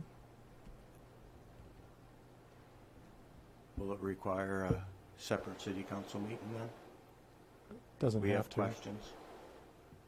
If I'm just sharing it with you, I could just send it out via email, but you could call a meeting if you wanted to. Oftentimes the engineer's estimates are reserved and not disclosed prior to the bidding process. Right. I have no problem with that, but I just wanted to know how we as a council find out what this is before we go out. I mean, I'll be honest with you. I mean, I'm going to come right to the point. What the heck? This night's gone really downhill after the basketball award deal. I mean, I'm ready to set my hair on fire over $1.3 million. I might put the matches back in my pocket if we're only talking $400,000 or $500,000. And I just want to know, do I bring the gas or don't I? I mean, I just kind of want to know what this price is. You'll have that before it goes out to bid. Okay. I will call everybody and let you know. That way we don't generate a record that can be. Got it. Okay. Fair enough. Okay. In the manager's report, about High Street, I indicated that Trombley Industries was awarded the bid. I confirmed with DOT this morning that the award has not officially occurred yet, in that they are still waiting to sign contracts and reviewing bid or bond documents. But for all intents and purposes, Trombley's has been notified that they will have the work once all of the paper shuffling is done. And that work should be completed by mid-July.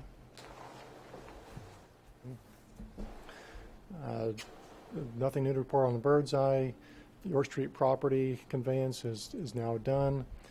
We're doing additional research into Floridale Park. That's one that we're not sure we're going to be able to get a clean title on because of the lack of documentation. I know that Rick Solomon's office is doing some research. Penny's suggested that she could do some additional research going down to Holton, but we don't necessarily want to duplicate some of that. But we are reviewing that. Hilltop Senior Living, they are doing a lot of demolition work up there now. Dunkin' Donuts is still waiting for confirmed DOT approvals. And so the planning board, again, tabled that action at their last meeting. Dunkin' Donuts indicated that DOT has approved their revised plans, but we haven't seen the paper yet. And so planning board tabled it. Is the planning board going to hold anything up once DOT approves it? I think they've addressed all the comments. They've addressed all the comments. We need to go down through and finalize the site design review. They've already requested their building permit, so put that back acceptable. They've made quite a few concessions to DOT regarding the traffic. Small one. Just the planning board's not going to hold it up, is it? Not unless we have to. Well, they speak to the planning board. It seems that all their concerns have been addressed to date, except for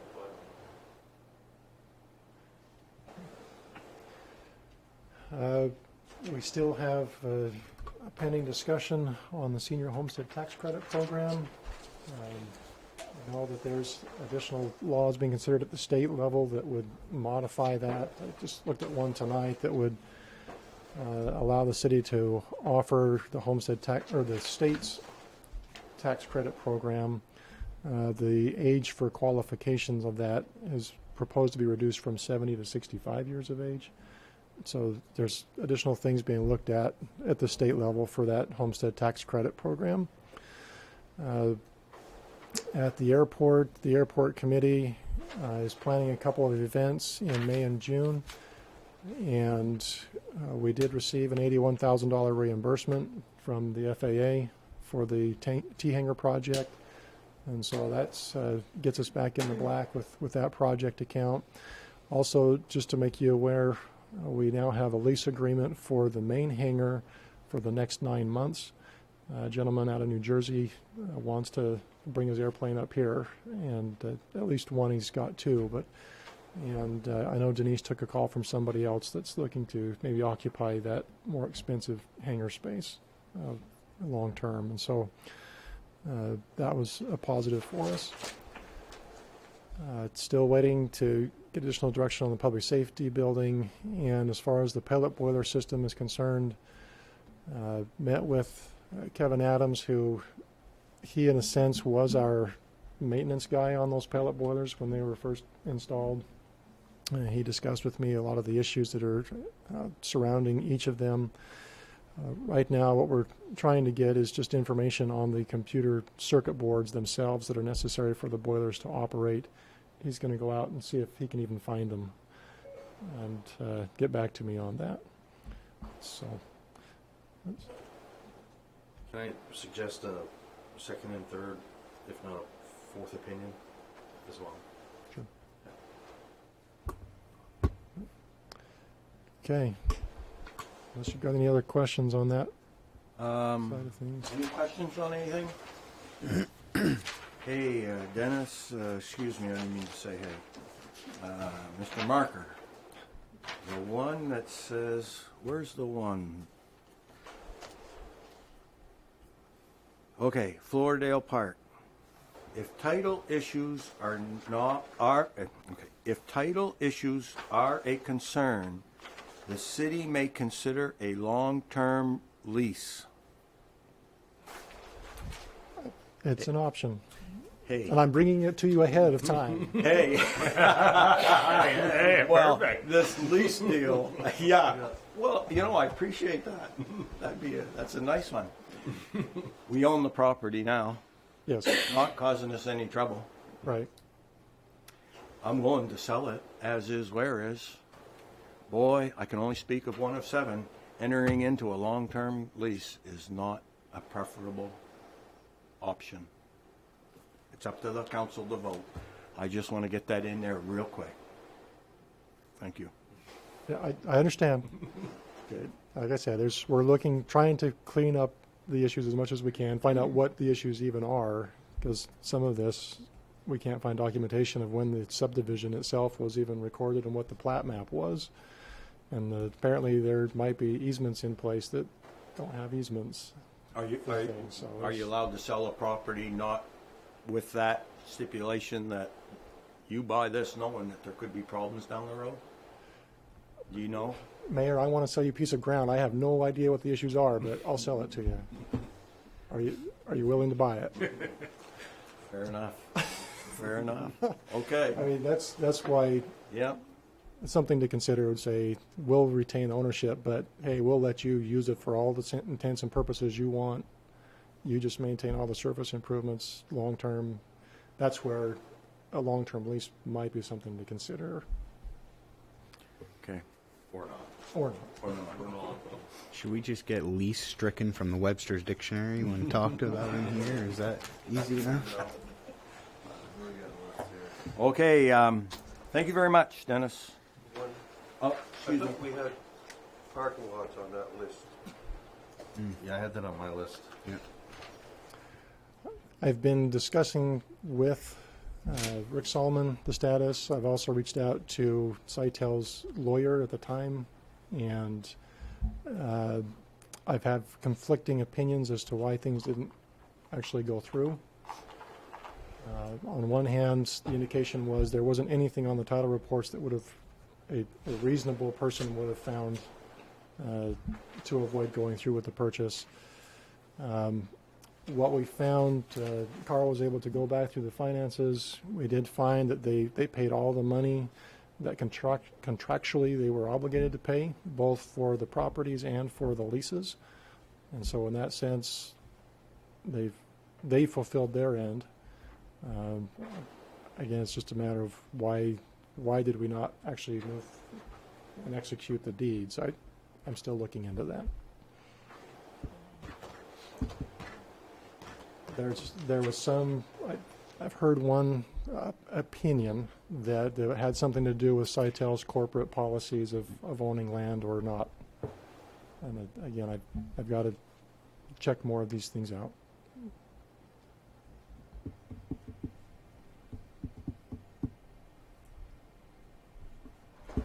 I'll speak. I think the whole point is that the council wasn't aware of this agreement. And that's what's got everyone, that's what's got my feathers up. I'll speak for myself. So what's kind of got people's feathers up on this deal. Right. And there's the fact that there's a willing buyer.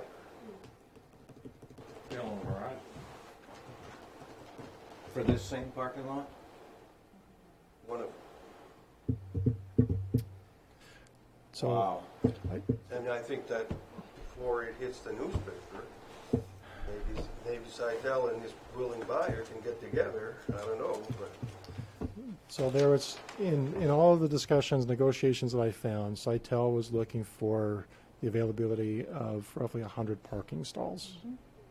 And they needed both of those parking lots to get that number. but they don't use the other parking lot to speak Well, they have had a reduction in force and some other things, so it's probably just a matter of going back to Sitel and reopening this wound.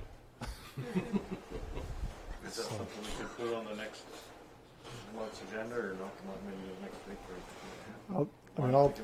I'll plan to add it to the manager's report on the next agenda. So we. Okay, that's fine. So if I might also add, since we've had this discussion about the council not knowing,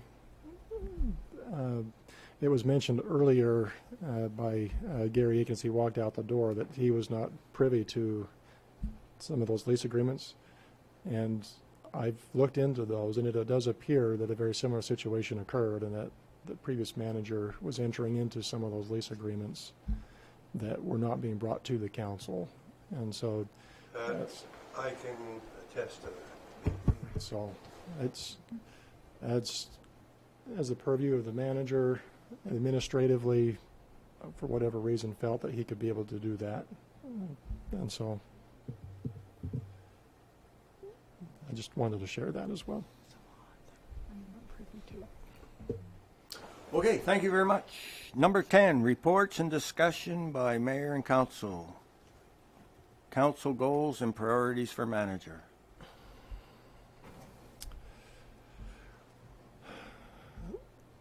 So for this segment, as he takes a deep breath, I know the discussion has been what are the goals and policy, as far as the manager, and what am I going to be evaluated on at year end. I guess I really see this as what are the council's priorities for this year that you want me to make sure get implemented, right? And so there's been a lot of discussion about pies and what part of the pie are we talking about, and so in keeping with that theme, I wanted to talk about the pie. Mayor Gahn and I met, and we talked about the different pieces of the pie, different job responsibilities, obligations that I have as a manager. And I guess I first wanted to establish, in my mind, what the pie pan is itself. That really, in my mind, is everything hinges upon the city being a safe place to live in. That we have public safety in place. That holds all the services, everything else together if we have a safe community. Okay. And of course, we know law enforcement, fire protection. In our case, where we have a hospital, it includes medical services and emergency operations. And each of those have their elements that we look at on an annual basis. So one of the questions would be, how do we make a better pie tin? Knowing we have these things in place. And some of the major projects or issues that we're looking at for this year that we need the council to weigh in on a little bit is the public safety building itself. Where are we going with that? What direction do you want us to take? We know that there's going to be discussion about expanding the ambulatory services some more into other neighboring communities. Of course, the opioid and drug enforcement issues, marijuana regulations, those are constantly changing at the legislature, so we kind of have to wait. But also healthcare reimbursement changes, hospital services. These are just some of those things in this category of the pie tin that we look at for this year that we'd like to spend some time on, or we need to spend some time on. Now, as far as the crust of the pie, that's administration, really. I mean, this is the bureaucratic side of things nobody likes to deal with. The laws, the regulations, human resources, financial obligations that we have, such as the budget preparation, tax collection, fee schedules, and of course the responsibilities of having a transparent system. This is everything that we do kind of has to sit in this crust of what we call government, right? For this next year, how do we make a better pie crust? What ingredients are we going to be looking at? We've talked about council meeting packets being available earlier.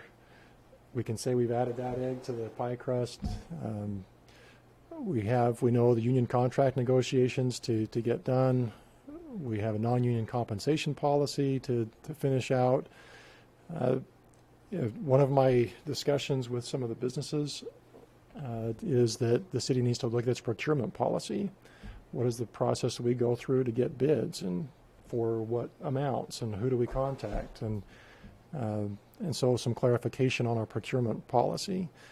I've talked about this for a while, creating a fee schedule so everybody knows these are the fees that we charge and for what services, and have it in one place, and everybody, all the departments know this is what it is, and the council approves that.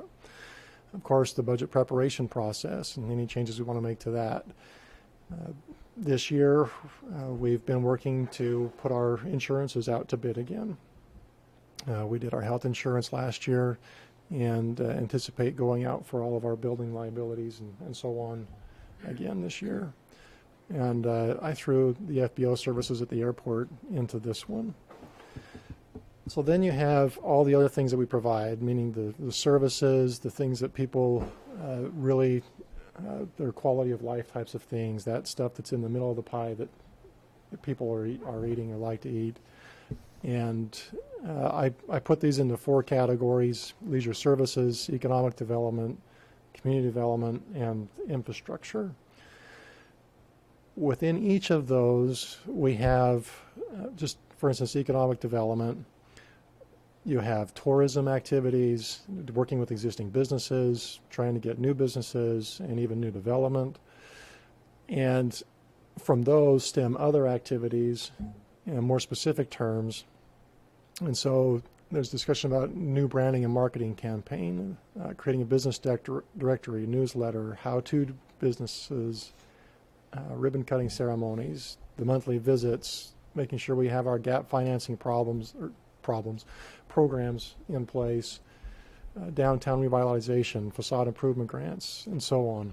So these are all things that, in my discussions with the staff, we've picked up at one point, or would like to do, or we've been told these are things we want to do.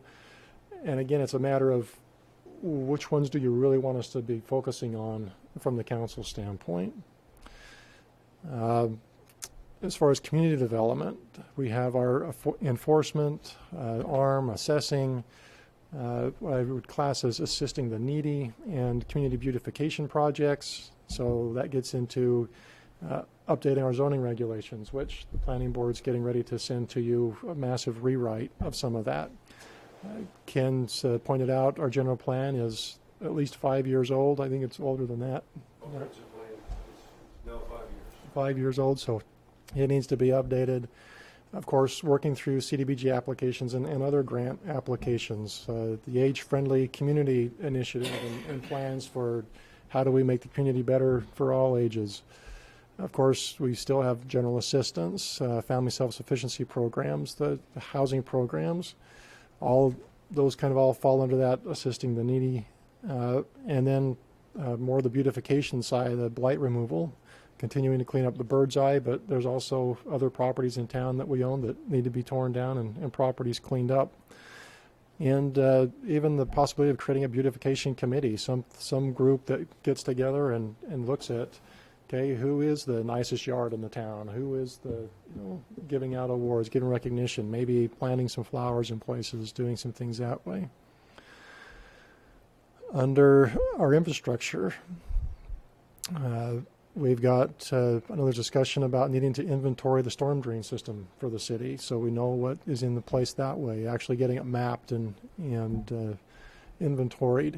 Of course, the street lights, the LED program we've talked about, broadband expansion, developing a more robust capital equipment plan, finishing High Street, River Road, also needing to look at the improvements of the highways inside the urban compact zone.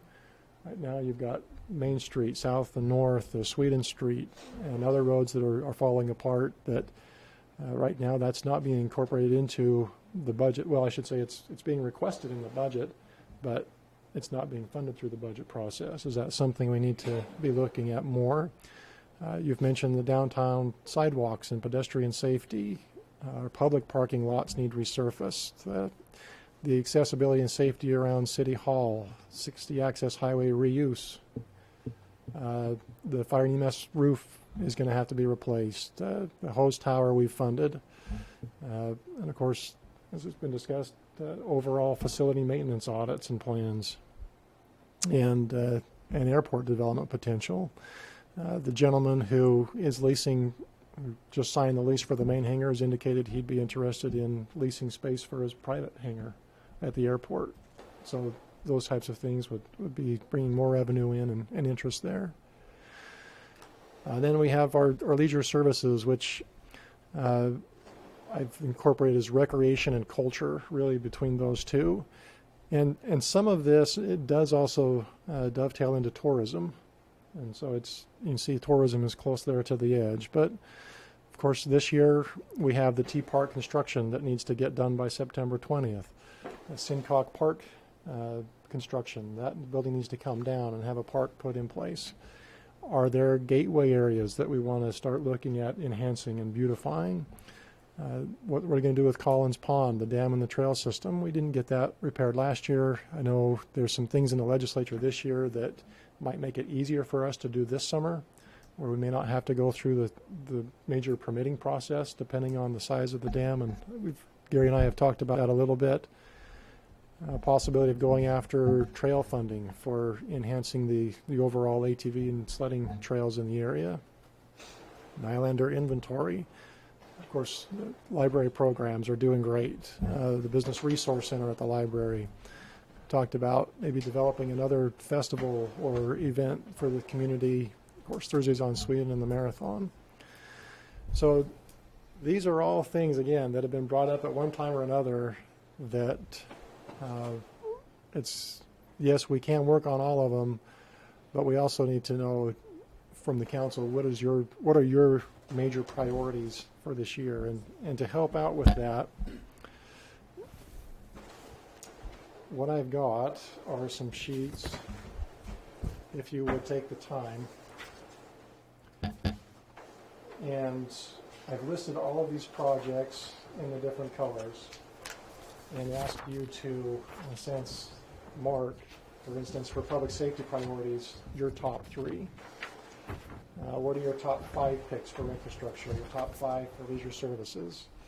And if you want to take the time tonight and go through it, mark it all up and get it back to me, I can get it all tallied and put it up on the screen tonight. Or if you want to take 2 weeks and chew on it, we can do that too.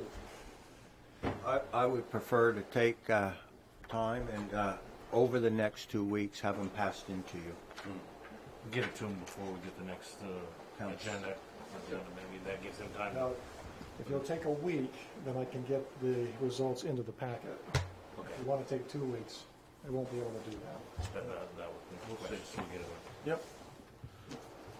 So if you have, as you go through it, if you have questions about any of the projects, or I've left a couple places in there for others, and maybe we could, if we want to add others to the list tonight, so we know if there's anything else you want to look at. Are there other projects that you want us to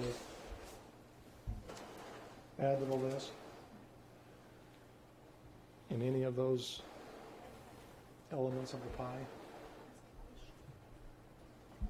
When you say pick, do you want them to prioritize their 5 or prioritize their 4?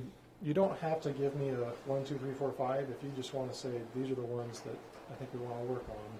I think the result is that we'll see, in a sense, which ones are getting enough stickers next to them to give the priority for it. Any questions of Dennis of the task at hand? It's a good list. I want to say that I met with Dennis, and he has many, many talents, and this is one of them. Good job. Appreciate it. He could take my farm talk and convert it. Oh, the PowerPoints are just on point. I mean, So, they're great. What's SureSight? Oh, that's a good question. So SureSight, it was a program that I worked with back in Utah, where what we would do is identify properties or buildings that could be occupied by new businesses or for development. And we would work through a process of identifying all those and for instance, buildings, okay, what is your rent? What is your, so we could, in a sense, publish information sheets on each of these identified pieces of property or facilities, and we'd be able to start marketing those out. Like 60 Access Highway.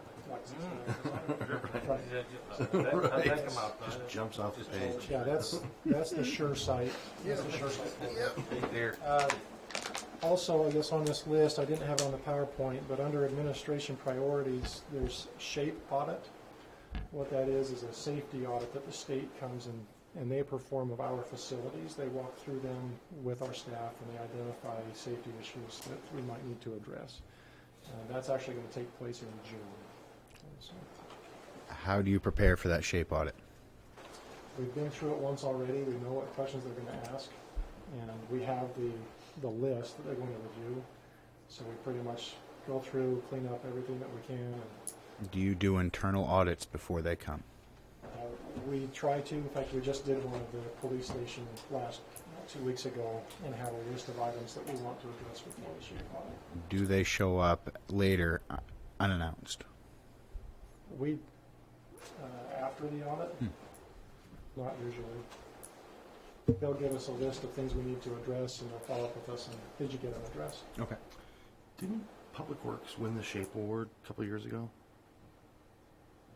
Yeah, a few years back, this whole city won the SHAPE Award. Oh, the whole city, okay. And then, 2 years ago, Public Works and Fire Department, I believe, and Police Department, maybe not the Police Department, they were the only two in the city that won it. City office, library, and the rec department did not receive SHAPE Award. Was it your lights? It was the Kept you off? lights. In my honesty. They asked me if I had a training record, I didn't. Dennis, under the short site program, would that also, you mentioned businesses, would that include, let's say, abandoned homes that are sitting on a perfectly viable house lot that we can somehow do something with? Yeah, that's a good idea. I know that CEGC's been looking at properties like that. I know that Councilor Kirkpatrick, working with the CUD, has provided us a list of, in a sense, abandoned homes or homes that aren't using water anymore. And so we've been able to compare that list with the city's list of properties that we own and trying to identify potential properties for redevelopment. Okay. Any other questions or comments? Well, let's set a goal to have them in to Dennis by next Monday, if that's possible. Thank you. Item number, oh, go ahead. Under this item 10, Okay. I got your data for fire and ambulance going back to 04. That was perfect. Okay. And I appreciate that. Is there an ETA on the data going back as far as 94? I know that was a little bit more of a deep dive. Yeah, it's gonna be trying to find the bond reports and getting those numbers out of those reports. We don't have the computer system to go back. It's gonna Right. be for evidence.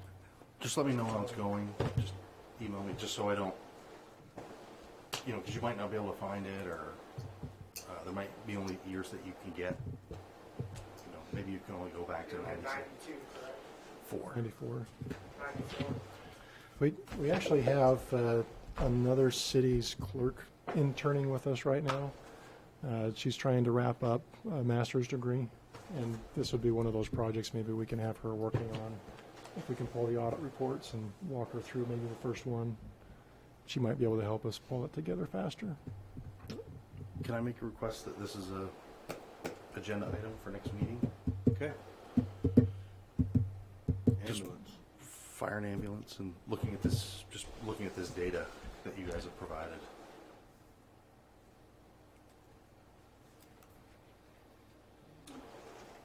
fire and if the fire and ambulance is on the next agenda, then just for informational, could you email a copy of one of the surrounding communities' contracts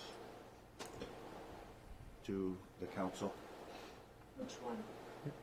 We've gotten New Sweden already. Pick Well, we one. have them all except Perham, and Perham is waiting on their town meeting. You have New Sweden already? I did email it to you. Yeah, okay. That's right. Let's do the New Sweden one then, as an example. Just the one, just to see how it's put together.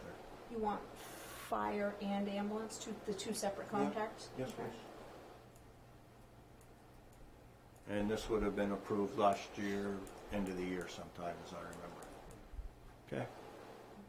Ours were done earlier, and then they send out, and I will tell you, New Sweden's came back undated, but it was after Caribou signed theirs. Okay. It'll work. New Sweden's will work. Okay. Any other comments? Okay. Officer, number 11, officers, staff boards, and committees. Anything? One more little reminder that Constant J. Michaud, Connie Michaud's retirement event, the open house is April 8th. The next time you have council meeting, please come in sometime between 2 and 4 and say farewell to Connie. It's not like she's leaving town or anything, but it will be 33 years in one day for her being at work, and hope everyone in town is able to come out